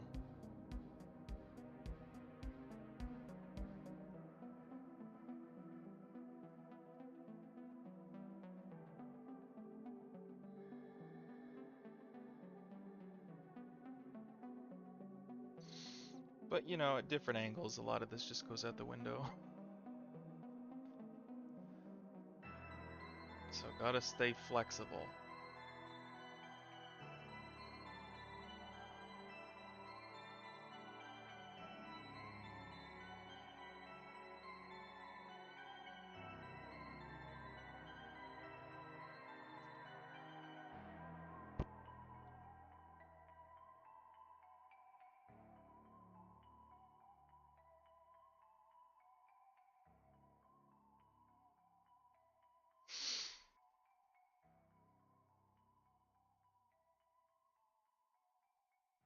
Not bad for a drawing without a reference. Well, it just takes, you know, doing that over and over again for a long time. If you look at my DeviantArt page, I've got an entire folder in my gallery which are just Asuka pictures. And there are, which of course not including all of the random sketches I've done. So like, to some extent, most of these are finished pieces, but there are 22 in here, which doesn't seem like a lot, but I don't draw very often for an artist. And I certainly don't draw the same character over and over again very often at all, unless that character happens to be Asuka, or perhaps Shinobu, but mainly Asuka.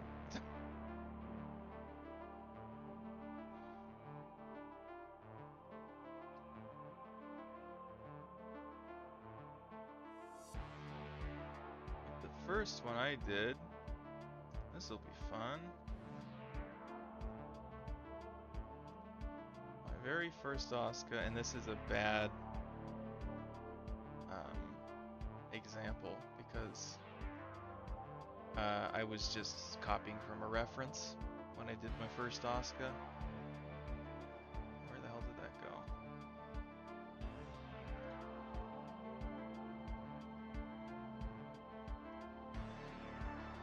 And it's a reference we just looked at.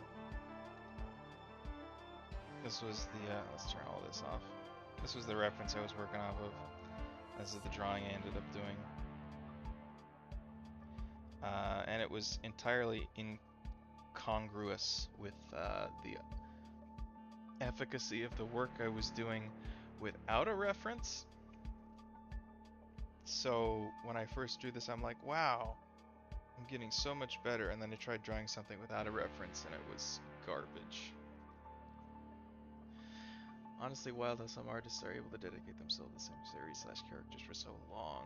Yeah, I guess it becomes its own fun little thing, though.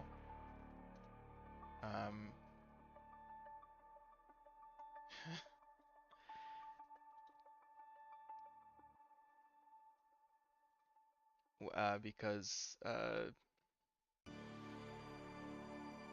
don't know, getting into it to that extent would probably be fun.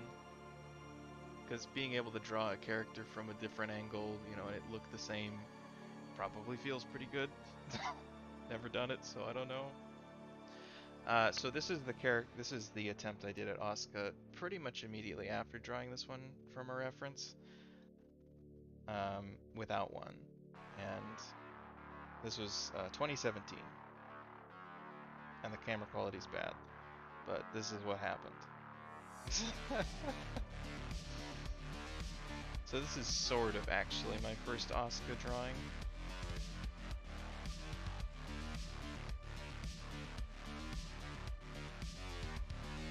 Then I went through a period where I just did a bunch of sketches, and I got a feel for her as a character, and I got to a point where Asuka became a benchmark character for me to draw. So like I would go for, drawing stuff, trying to improve for a while, and then I would come back after 6 months or a year or whatever, and I would draw Asuka again, see how much I'd improved. So this was 2018. It was the first time I really used her as a benchmark. In fact, it's literally called Asuka Benchmark.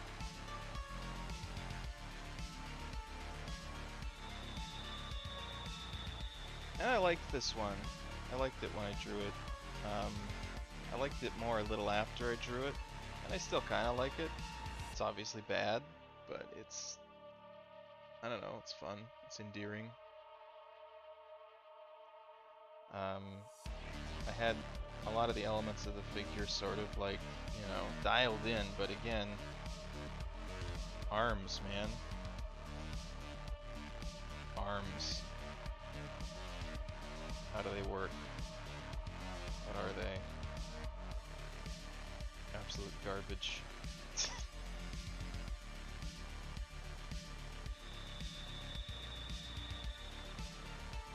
Not a bad idea. I don't think it was. I still don't think it is. I think it's pretty neat as an idea.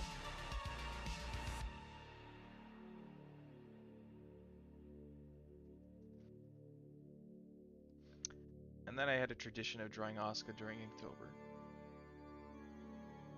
And I've already done that this year. I don't think I showed that on the stream yet. Suppose I can. I'm not sure if I've topped that one yet, but here, Day 14, so it was 2 days ago, 2 drawings ago. I did Asuka for Inktober in the profile view, which I don't normally do.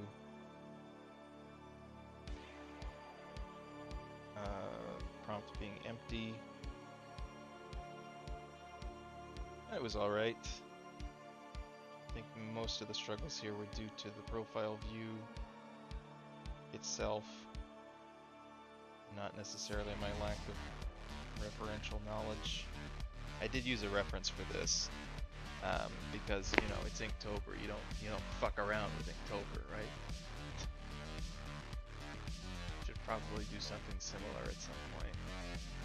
Yeah, I guess some people have OCs that they. I don't have any OCs, but if you ever get yourself an OC, that's a pretty good way to benchmark.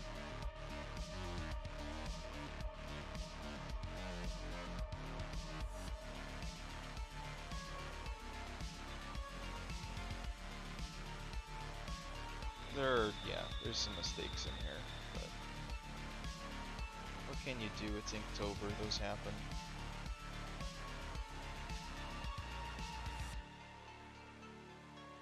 One of them was like I started drawing the shoulder piece like underneath where the hair was supposed to go, but so I tried to salvage it. Some weird shapes here just go against the flow of the hair. The hair itself looks kind of flat. I think I managed to save it though. Ooh.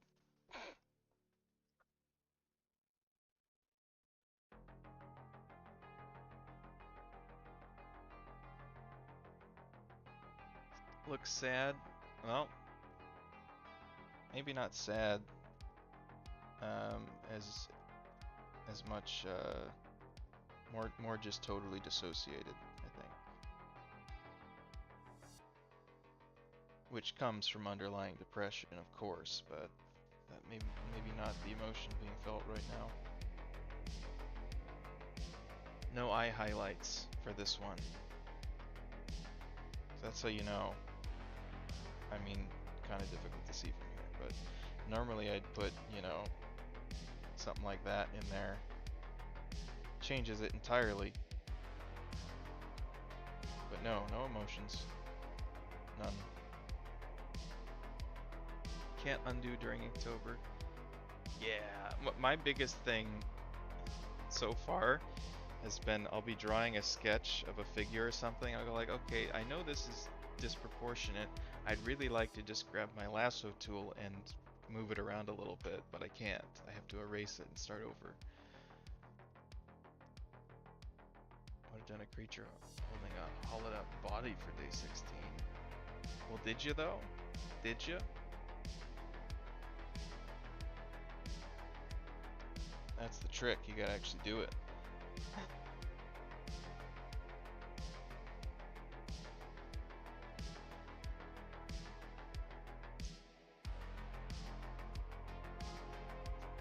Yeah, so this is my most recent Asuka, aside from the one we literally just did.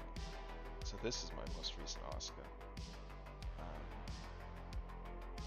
Yeah, and that said, I'm gonna end the goddamn stream now.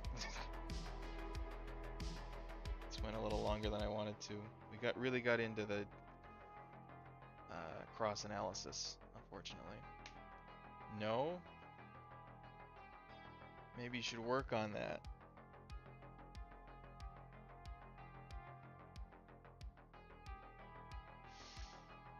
And I think we did okay. So I'll give myself a passing grade. Success.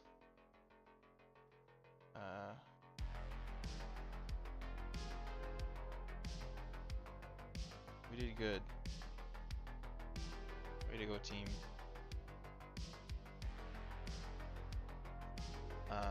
Probably stream again next week. Don't know what we'll be doing. Format for tomorrow. The format for tomorrow is I go to work, and then I come home and draw, and then go to sleep. That's the format for tomorrow.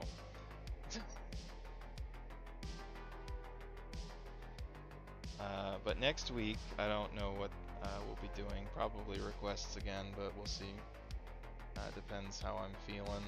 I've been really busy during that time. Sitting down and doing requests can be a little bit draining. Nice work today, thank you very much.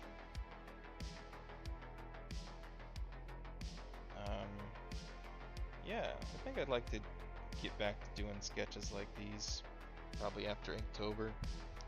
Because after Inktober, I usually are like, I'm super drained and don't want to draw anything for a while. But this, I might see myself having the fortitude to want to do this style.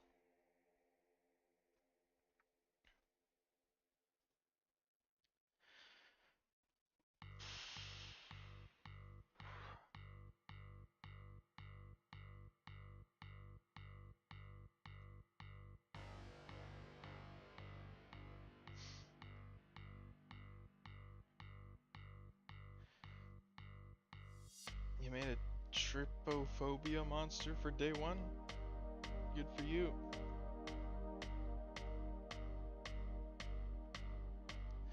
Okay,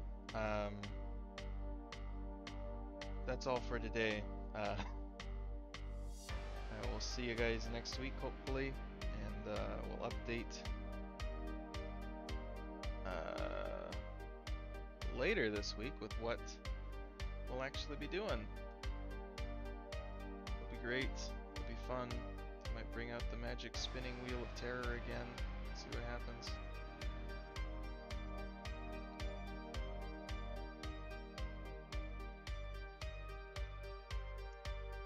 And thank you all for joining. It was fun.